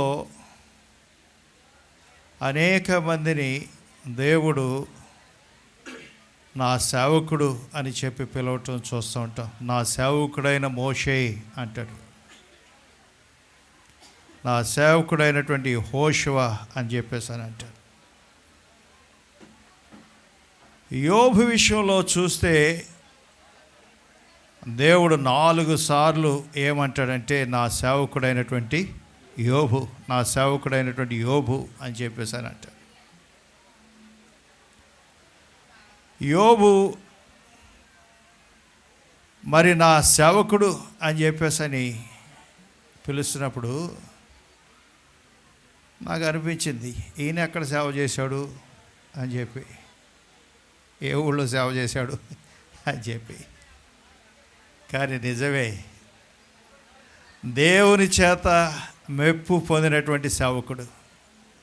మనుషులు పెంచుకోవచ్చు, ఈయన గొప్ప సేవకుడు అండి, మంచి ప్రసంగికుడు అని చెప్పి అనుకోవచ్చు. లేకపోతే మనల్ని మనం గురించి చెప్పుకోవచ్చు, నేను చాలా సేవ చేశానండి, ఎంతో ప్రయాసపడ్డానని చెప్పి.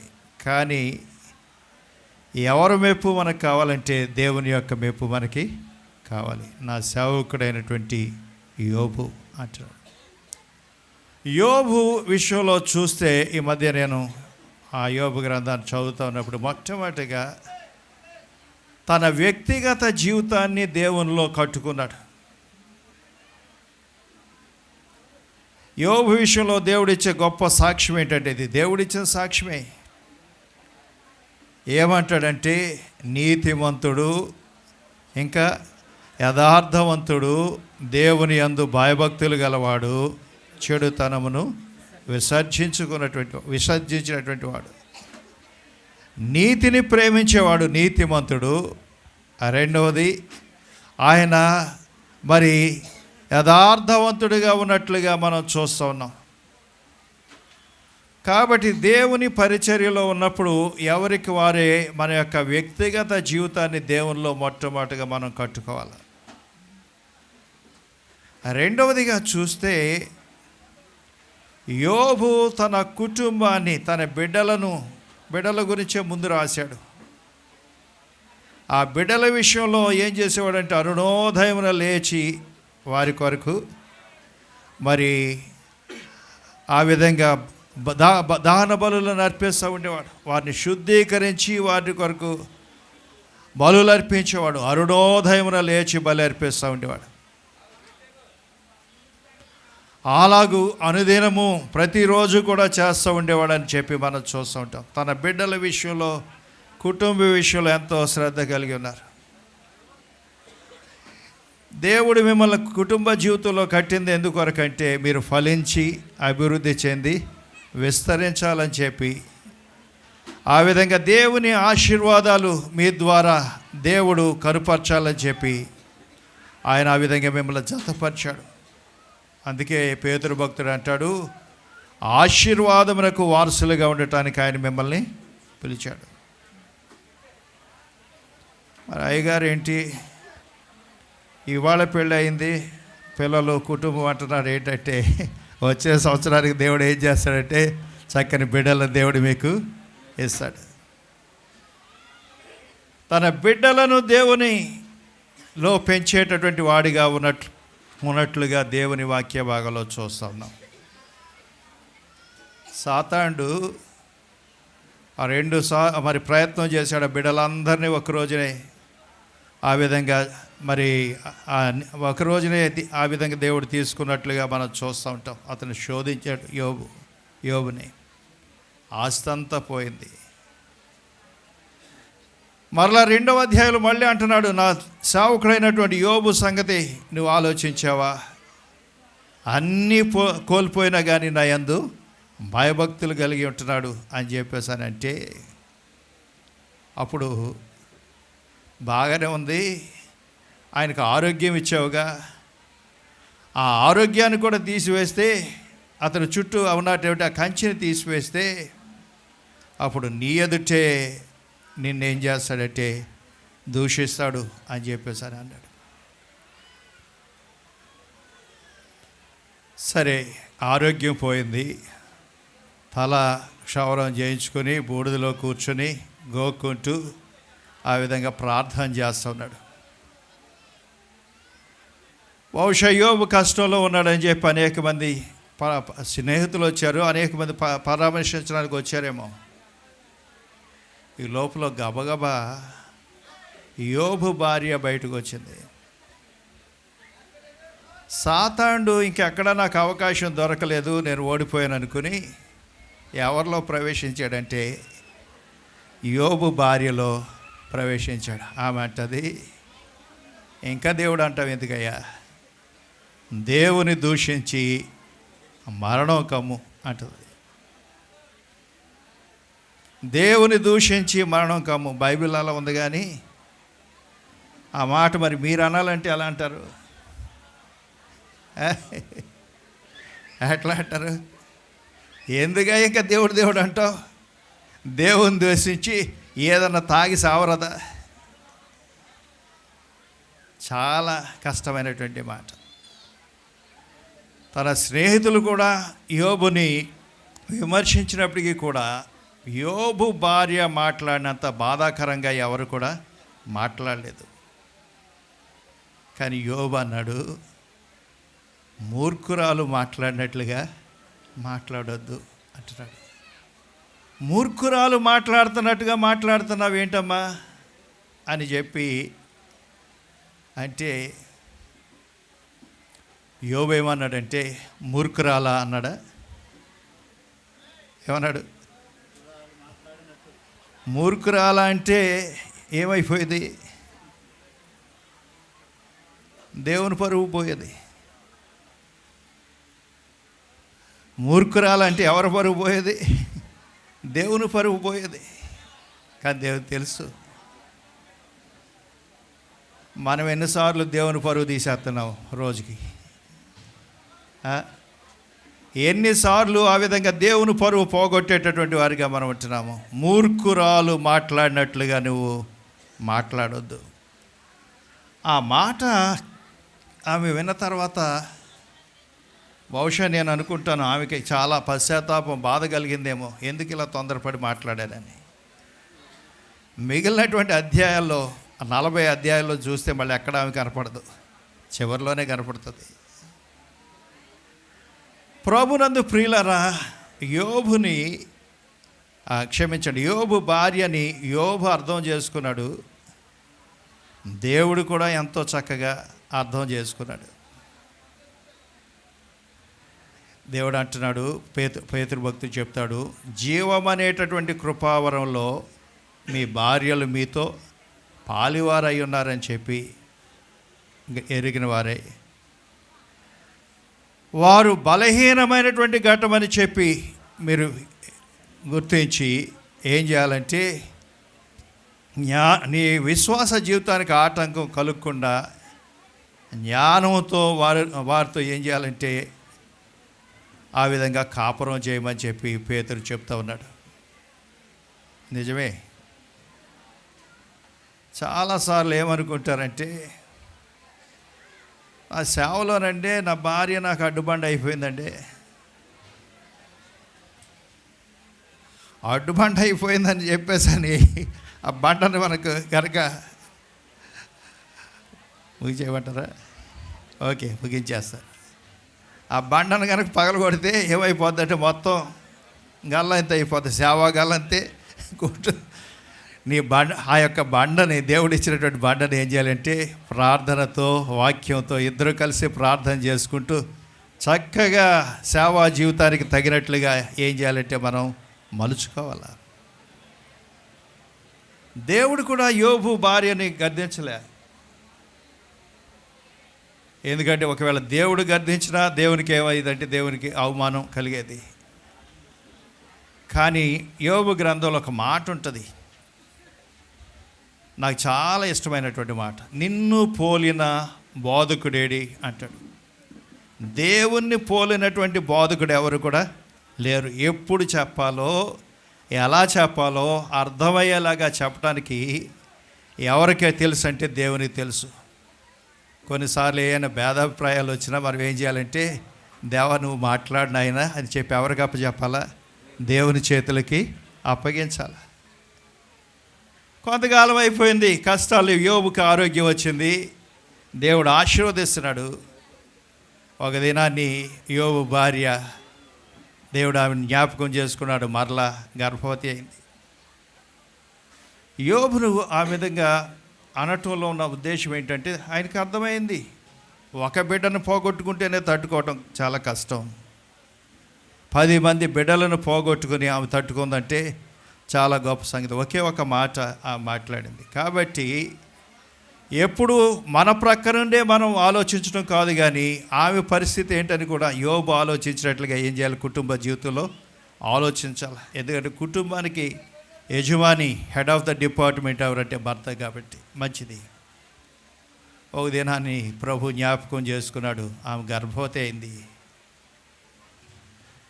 చక్కని కుమారునికి జన్మనిచ్చింది. నేను అనుకుంటాను ఆ పురుడు స్నానం రోజున ఇప్పుడు స్తుతికోవడం పెట్టండి అని చెప్పేసి అని యోబుని అడిగిందేమో. ఆ రోజు అంటది, నేను సాక్ష్యం చెప్తానండి అంటది. ఏంటయ్యా సాక్ష్యం అంటే, అయిపోయింది, ఏంటయ్యా సాక్ష్యం అంటే అంటది, నేను ఆ రోజుని నువ్వు ఏదన్నా తాగి చచ్చిపో అన్నాను. నేను ఆ రోజు కనుక యోబు చచ్చిపోయి ఉంటే ఈ ఆశీర్వాదాలన్నీ నాకు, దేవుడు ఎంత ప్రణాళిక నా పట్ల ఉంది, ఎన్ని ఉద్దేశాలు దేవునికి ఉన్నాయి, ఎంత ఆశీర్వాదాలని దేవుడు నా కొరకు దాచి ఉంచాడు. దేవుడు దీర్ఘశాంతం గలవాడు. కాబట్టి ఆయన కృపలో దేవుడు మిమ్మల్ని కట్టి మీ కుటుంబ జీవితం అనేక మందికి ఆశీర్వాదకరంగా ఉండినట్లుగా దేవుడు ఆశీర్వదించును గాక. ఆమేన్. థ్యాంక్ యూ అయ్యగారు. క్షమించండి అయ్యగారు. పర్లేదు అయ్యగారు. ఏం క్రీస్తురాజు గారు మరి ఎలా చేసాడో కానీ ఉద్యోగకూటంలాగా అయిపోయిందండి ఇది. వెడ్డింగ్ రిసెప్షన్ అలా ఉద్యోగకూటంలాగా అయిపోయింది. ఈ మధ్య ఈ అయ్యగారే, డానియల్ అయ్యగారు, క్రిస్టమస్కి పిలిచాడు ఒక ఆయన. ఏం చెప్పను అన్నాడు, క్రిస్టమస్ మెసేజ్ చెప్పనులని వేరే మెసేజ్ చెప్పేశాడు. దేవుని స్తోత్రం. మరి ఏది ఏమైనా 2 మాటలండి, 2 నిమిషాలు. మరి నేనేమో చిన్నగా గ్రీటింగ్స్ అంటున్నాను, ఉద్యోగకూటంలాగా అయిపోతుంది, క్షమించండి. గౌరవనీయులు ప్రథమ పౌరులు, కొండూరు గ్రామ ప్రథమ పౌరులు సర్పంచ్ గారు, గౌరవనీయులు 2 మాటలు గ్రీటింగ్ చెప్పండి. వాళ్ళని దీవిస్తూ 2 మాటలు చెప్పండి. రండి సార్, మీకు మైక్ ఎత్తే రాజకీయ ప్రసంగాలు ఎన్నో చేస్తుంటారు, కానీ గ్రీటింగ్ రండి సార్.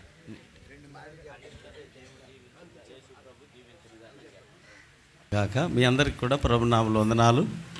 అలాగే వేదికను అలంకరించిన దైవజనులు రత్న సామ్యుల్ గారికి, అలాగే బీపీఎఫ్ పరిచర్యలో మరి సీనియర్ పాస్టర్ గారులు అందరు ఇక్కడ ఉన్నారు. వారందరూ పేరు పేరున ప్రభునామములు వందనాలు తెలియజేస్తూ ఉన్నాను. అలాగే నూతనంగా జతపరచబడిన మరి పెండ్లి కుమారుడు పౌలు గారికి, అలాగే దివ్య గారికి ప్రత్యేకమైన వందనాలు తెలియజేస్తూ ఉన్నా. అలాగే మమ్మల్ని ఇక్కడికి ప్రేమతో ఆహ్వానించిన దైవజనులు క్రీస్తురాజు గారు, అలాగే సహోదరికి వారి యొక్క 2 బిడ్డలకు కూడా ప్రభునామములు వందనాలు. కూడి ఉన్న మీ అందరికి కూడా వందనాలండి. నేను పెండ్లి కుమార్ గారి యొక్క తండ్రిని, ఎక్కడ ఉండదేమో పెండ్లి కుమార్ తండ్రి గ్రీటింగ్స్ చెప్పడం అనేది దేవుడు నాకు ఈ అవకాశం ఇచ్చాడు. అందరిని బట్టి దేవునికి స్తోత్రం. మా నాన్నగారు పౌలు గారి గురించి బీపీఎఫ్ సహవాసంలో అందరికీ బాగా తెలుసు. యేసరత్మయ్య గారు మీటింగ్లు జరిగినప్పుడు నాన్నగారు వారం రోజుల మీటింగ్ కూడా మొదటి రోజున వెళ్ళిపోవటం, వారం రోజులు ఆదివారం కూడా మీటింగ్ తీసుకుని వస్తాడనమాట. మా నాన్నగారు వచ్చేవారు, పౌలు గారు. అక్కడ సహవాస కూటాలు జరిగేటప్పుడు మళ్ళీ గ్రామాల్లో జరుగుతాయి కదా, ఆ గ్రామాల్లో జరిగినప్పుడు వచ్చిన దైవజనులందరికీ పరిచర్య చేయటం, ఒకవేళ ఎవరైనా దైవజనులు వస్తే వారిని చూసుకునటం, అటువంటి సేవలు మా నాన్నగారు, మా అమ్మగారి పేరు విక్టోరియా అమ్మగారు, మా నాన్నగారి పేరు పౌలు గారు. ఆ పేరునే నేను మా అబ్బాయికి పెట్టానండి. మా అబ్బాయితో మా అన్నగారు అబ్బాయి సన్నీతో ఒక మాట చెప్తాను నేను. మనకు ఏమీ పేరు రాదు, కానీ తాతకొచ్చిన పేరును మాత్రం కాపాడితే చాలు అని చెప్తూ ఉంటాను నేను. మా నాన్నగారికి చాలా పేరు ఉంది, ఇక అంతకంటే మాకు పేరేం అవసరంలా. అంటే మా నాన్నగారి యొక్క యథార్థత, అంటే వారు పౌలు గారిని ఎందుకు అందరు జ్ఞాపం చేస్తారు. మా నాన్నగారు చనిపోయేప్పుడు 5 సంవత్సరాలు అయిపోయింది. ఇప్పుడు కూడా ఉన్నట్లుగానే మాట్లాడతారు. ఏ మీటింగ్లో అయినా మా ఊరిలో కానీ ఎక్కడైనా సరే మా నాన్నగారి గురించి. ఇంకోటి ఏంటంటే అదే యొక్క మా నాన్నగారి స్వభావం, మా నాన్నగారి యొక్క ఆలోచనలే మా అబ్బాయి గారికి వచ్చినాయి. మా పౌలు గారు మా అబ్బాయి వాక్యం చెప్తే అంటారు అందరూ, మీ నాన్నలాగా చెప్తున్నాడండి, మీ నాన్నలాగా మాట్లాడుతున్నాడండి అంటారు. అలాగే పౌలు మరి చదువుకున్న తర్వాత 10th క్లాస్ వరకు నువ్వేమవుతావు మరి చదువుకున్నాక నన్ను అడిగేవాడు. నేను ఆర్మీ అవుతాననేవాడు. ఆర్మీ అవుతాను అనేవాడు అనమాట. 10th అయిన తర్వాత ఇంటర్మీడియట్ చదివిన తర్వాత మరి నువ్వేమవుతావు అనుకున్నావు అంటే నేను పాస్టర్ అవుతాను అన్నాడు. దేవునికి స్తోత్రం, హల్లెలూయా. అప్పుడు పాస్టర్ ట్రైనింగ్కి పంపించా. 3 సంవత్సరాలు కాకినాడలో BTS చేశాడు. ఇంకోటి ఏంటంటే అంత పెద్దోడైనా సరే నన్ను అడక్కోకుండా ఏది చేయడు. ఈరోజు అక్కడికి వెళ్ళాలనుకో, నాన్న కొన్ని డబ్బులు ఇవ్వి నాకు అంటాడు. నీకు ఎంత కావాలన్నా అక్కడ 100 రూపాయలు పెట్రోల్కి, ఒక 100 రూపాయలకి సామాన్. ఇంకా ఆయనకి ఎక్స్ట్రా ఖర్చులు ఏమి ఉండవు కదా, అలాగే ఇస్తాను. నిన్న వచ్చేటప్పుడు కూడా అలాగే ఇచ్చాను. మా సన్నీ అన్నాడు, అలా సరిపోతుంది చిన్న, ఇప్పుడు కొంచెం పెంచు అన్నాడు. రేపు మనం వెళ్తున్నాం కదా, పెంచితే తర్వాత పెంచుదామని చెప్పాను. అంత విధేయత కలిగిన కుమారుని దేవుడు నాకు ఇచ్చాడండి. అందుని బట్టి దేవునికి స్తోత్రం. అలాగే అటువంటి కోడలే నాకు కావాలని మేము ప్రార్థన చేసుకున్నాం. ఒకరోజు నేను దైవజనులు విజయరాజ గారు ఫోన్ చేశారు. తమ్ముడు ఎలా ఉన్నారు, బాగున్నారని. బాగున్నామని అన్నాను. మరి బాబుగడికి ఏమన్నా సంబంధాలు వచ్చినాయంటే ఇంకా ఆలోచనలు లేవని అన్నాను. ఒకవేళ ఆలోచన ఉంటే కనుక ఒక పని చేయి, దైవజనులు క్రీస్తురాజు గారి పాప ఉంది, హైదరాబాద్లో చిన్నపాటి జాబ్ చేసుకుంటుంది అని చెప్పారు. సరే అని నేను వచ్చి చూస్తాను, వచ్చిన తర్వాత ఆలోచిద్దామని చెప్పాను. వచ్చిన తర్వాత ఒక 4 రోజుల్లో వచ్చామండి. వచ్చిన తర్వాత ఆ దైవజనులతో చూడటానికి వచ్చాం. వచ్చినప్పుడు చూసి వెళ్ళాం.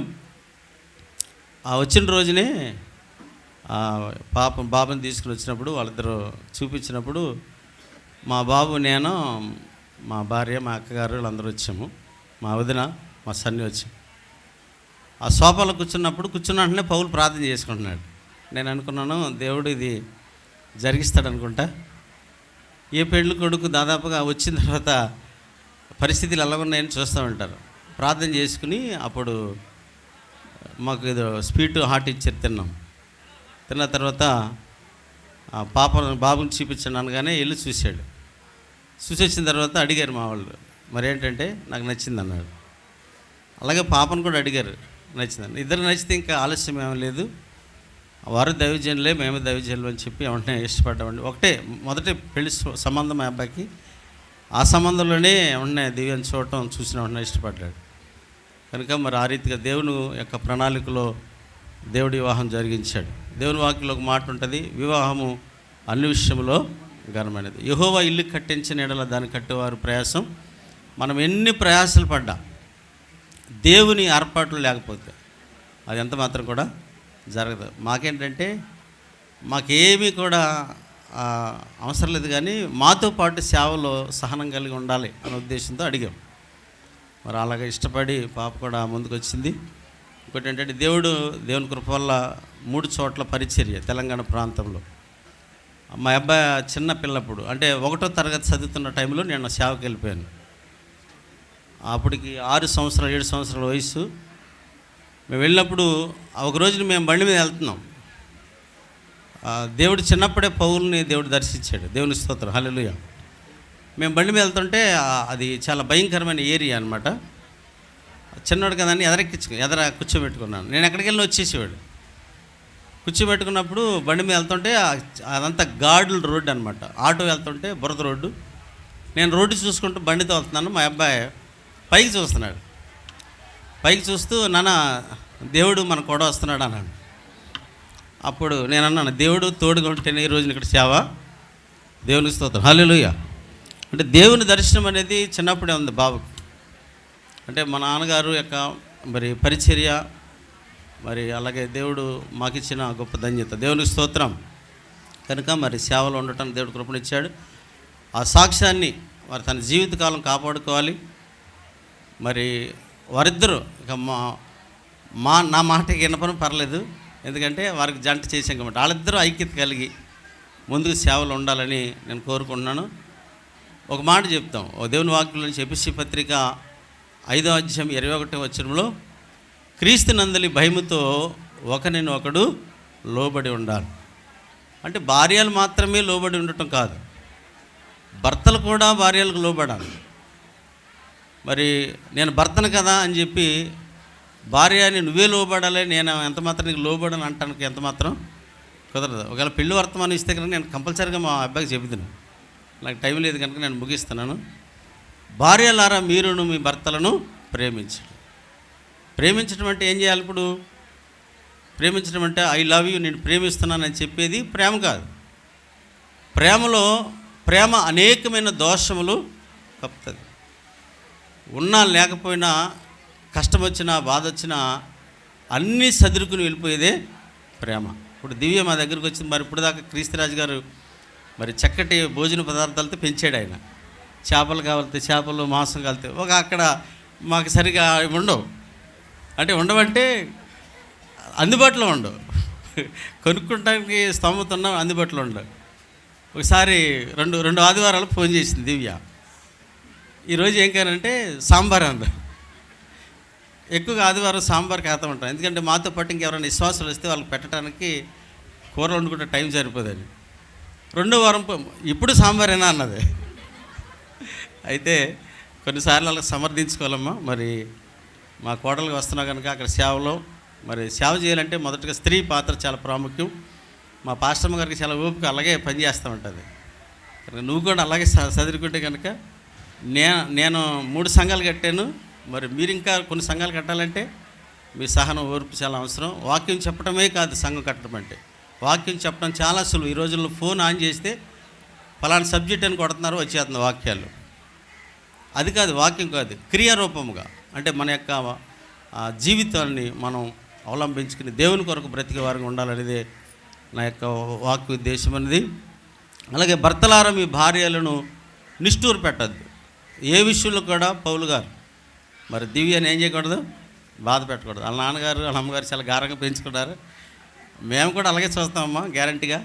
ఈ డయాస్మెంట్ చెప్తా ఉన్నాను, మీ నాన్నగారు ఎలా చూసుకున్నారో అంతకంటే బాగా చూడాలనుకుంటున్నాను నేనైతే. హల్లెలూయా. వాళ్ళు ఏం అడగలేదు మాకు బంగారం పెట్టమని, ఎండి పెట్టమని. మా కోళ్ళకి ఏది కావాలో మేము కొనుక్కుంటామని మేమే ముందు కొనుక్కొని రెడీ పెట్టుకున్నాం. కనుక ఆ రీతిగా చూడాలని ఆశపడుతూ ఉన్నాను. అవన్నీ కూడా భౌతికంగా కనబడి ఆత్మీయంగా ప్రార్థన జీవితం ప్రతిరోజు కూడా మరి ప్రార్థన. చాలాసార్లు నేను పౌలను ఒక లేటుగా లేస్తే కనుక నేను అడుగుతాను, మరి ఇంత లేటుగా లేతున్నావు, మరి ప్రార్థన చేసుకోవాలి కదా అని. ఈరోజు ఒళ్ళిపోయింది నేను అలా అని చెప్తూ ఉంటాడు. అలా కాకుండా చాలా రోజులు పొద్దున్న లేచి ప్రార్థన చేస్తాడు. ఎప్పుడైనా లెగనప్పుడు అడుగుతాను, అది నా బాధ్యతగా.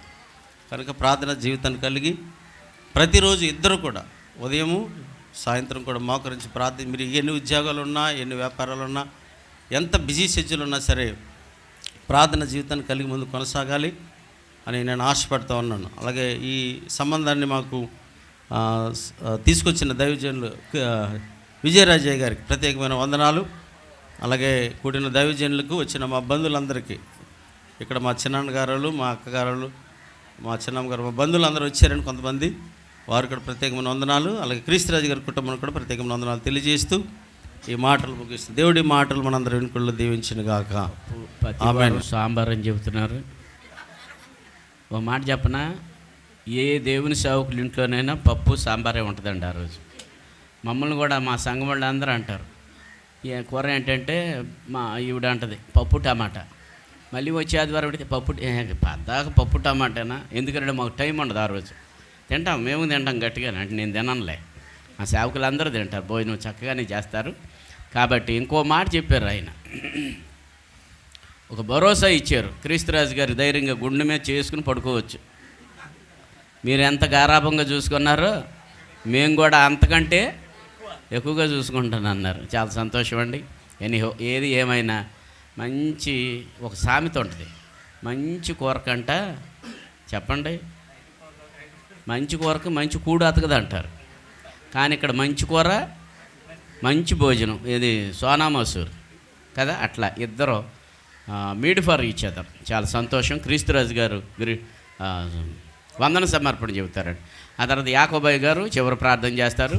రతన శామ్యులయ్య గారి దీవెనతో కాస్త ఎదురు చూస్తున్నారు, తొందరగా ముగిస్తే బాగుండు, ఈ పిల్లని వచ్చి పలకరిద్దామన్నట్టు. తప్పకుండా మీకు అవకాశం ఇస్తాం. దీవెన అయిపోయిన వెంటనే మీరు వచ్చి ఆ పిల్లల్ని మరి విష్ చేయొచ్చు, అభినందించవచ్చు, దీవించవచ్చు. Thank you. దేవునామునకు స్తోత్రాలు. కార్యక్రమం ఎంత ఘనంగా జరగడానికి ముందుగా దేవాతి దేవునికి నా హృదయపూర్వకమైన వందనాలు. తిరిగి ఈ వివాహం జరగటానికి ప్రాముఖ్యంగా మరి విజయరాజయ్య గారు నాకు చెప్పినప్పుడు విజయరాజయ్య గారు నాకు చెప్పినప్పుడు నేను ఎమ్మటనే దేవదనమయ్య గారి దగ్గరికి వెళ్ళా.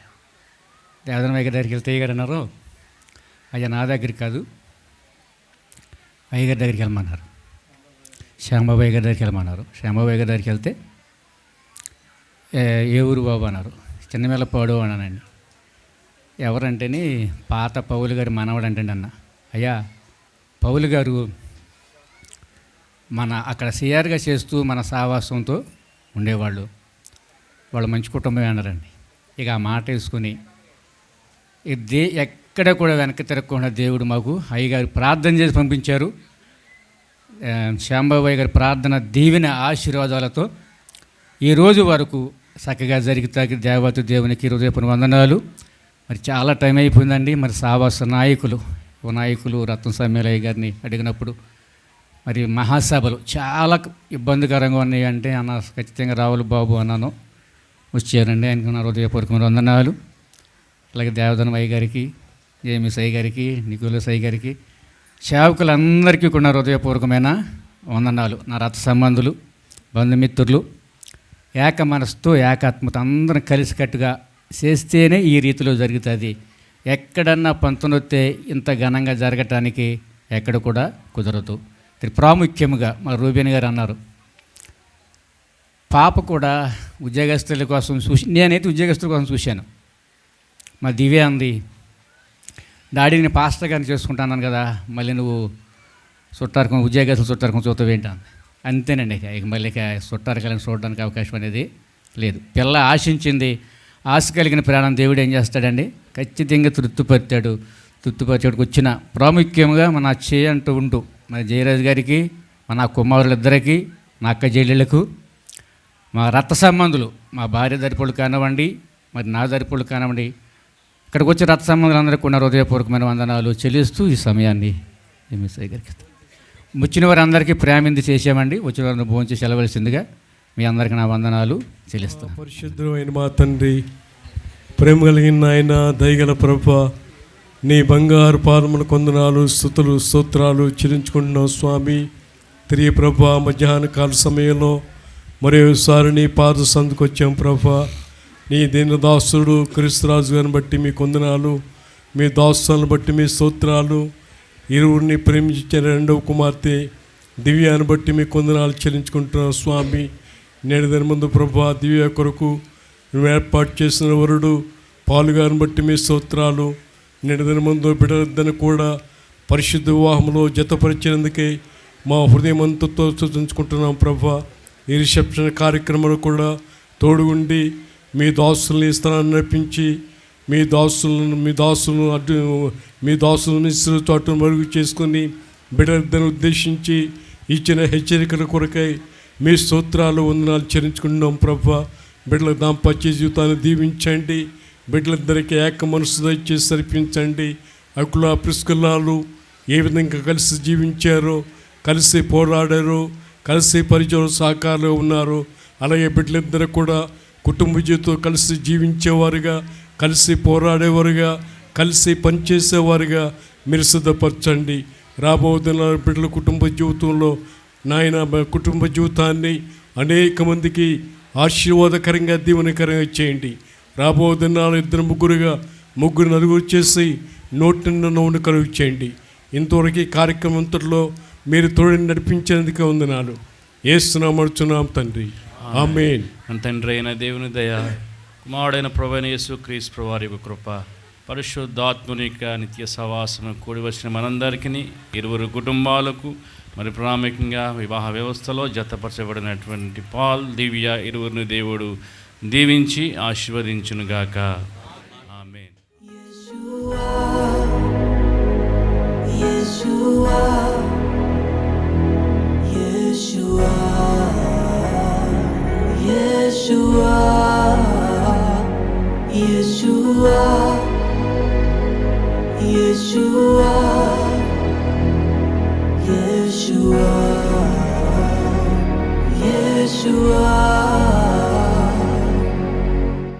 నా భాగస్వామిని మీరు ఎంచుకున్నారు దేవా. నా జీవితమంతా ఏకమై నడిచెదను.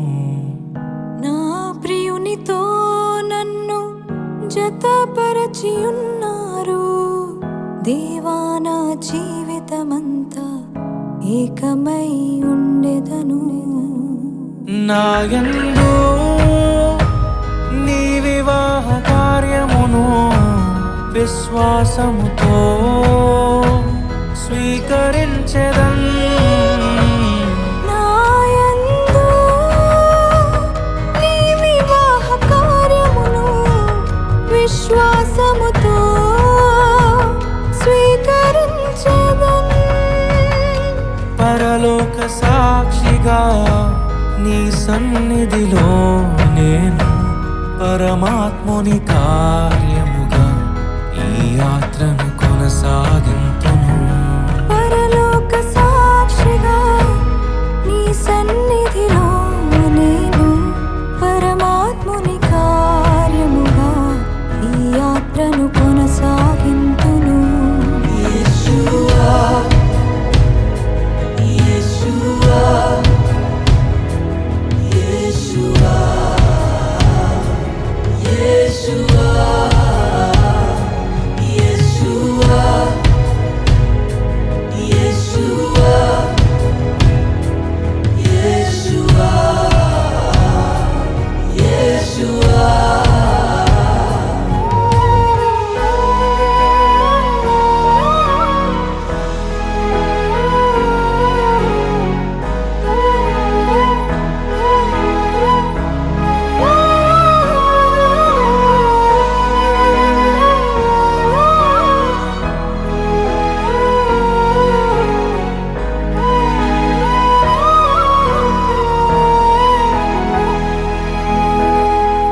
వివాహము అన్నిటికన్నా ఘనమైనది అని నా తల్లి తండ్రిని విడచి నిన్ను హత్తుకొందును.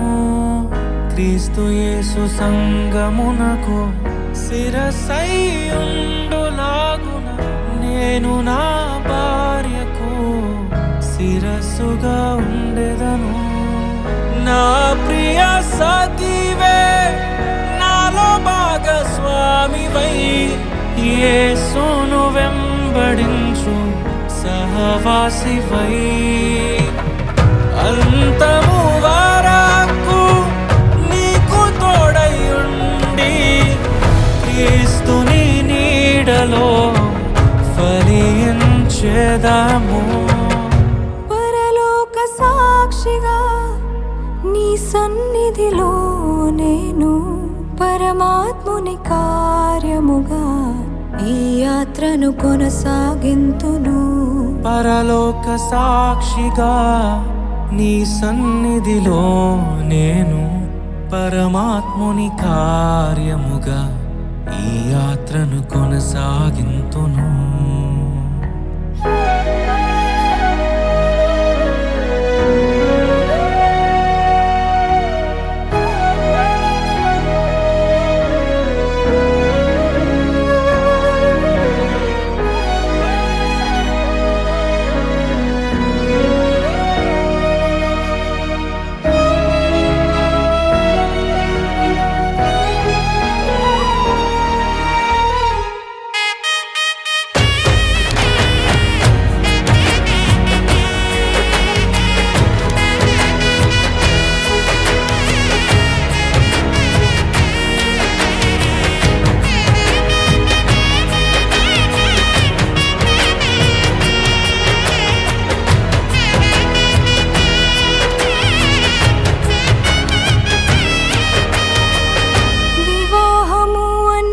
కన్నా ఘనమైనది అని నేను నా స్వజనము మరచి నిన్ను హత్తుకొందును.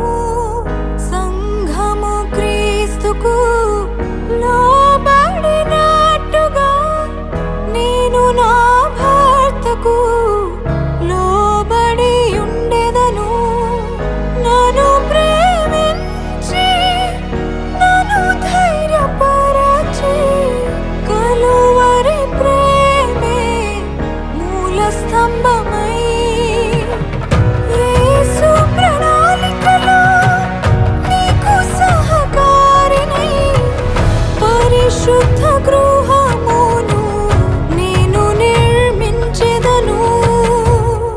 పరలోక సాక్షిగా నీ సన్నిధిలో నేను పరమాత్ముని కార్యముగా ఈ యాత్రను కొనసాగింతును. పరలోక సాక్షిగా నీ సన్నిధిలో నేను పరమాత్ముని కార్యముగా ఈ యాత్రను కొనసాగింతును. నేను ఇది మొదలుకొని చావు మనలను ఎడబాపు వరకు దేవుని పరిశుద్ధ నిర్ణయము చూపునా మేలుకైనను కీడుకైనను కలిమికైనను లేమికైనను వ్యాధి అందును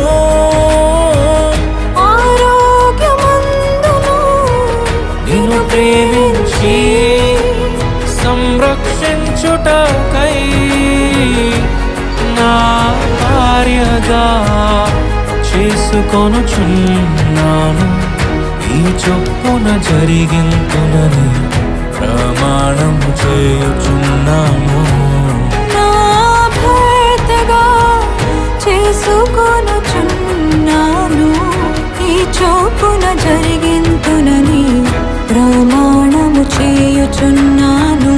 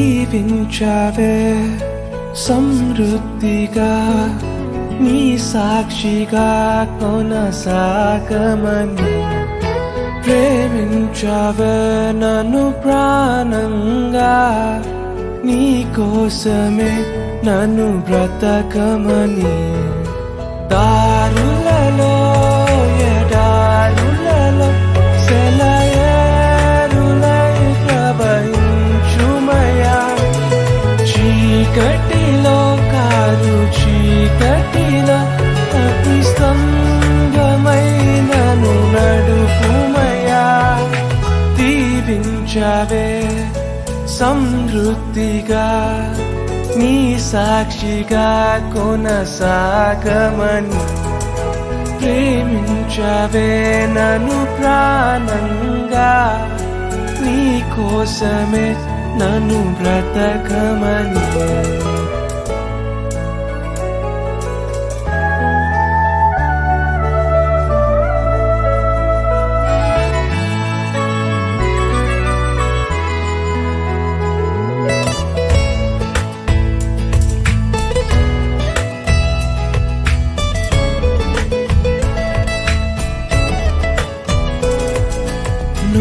లేకుండా నేనుండలేను యేసయ్యా, నీ ప్రేమే లేకుండా జీవించలేను నేనయ్యా. నా ఒంటరి పయనంలో నా జంటగా నిలిచావే, నే నడిచే దారుల్లో నా తోడే ఉన్నావే. నా ఒంటరి పయనంలో నా జంటగా నిలిచావే, నే నడిచే దారుల్లో నా తోడే ఉన్నావే. ఊహలలో నా ఊసులలో నా ధ్యాస బాసవైనావే. శుద్ధతలో పరిశుద్ధతలో నిన్ను పోలి నన్నిల సాగమని దీవించవే. సమృద్ధిగా నీ సాక్షిగా కొనసాగమని ప్రేమించవే.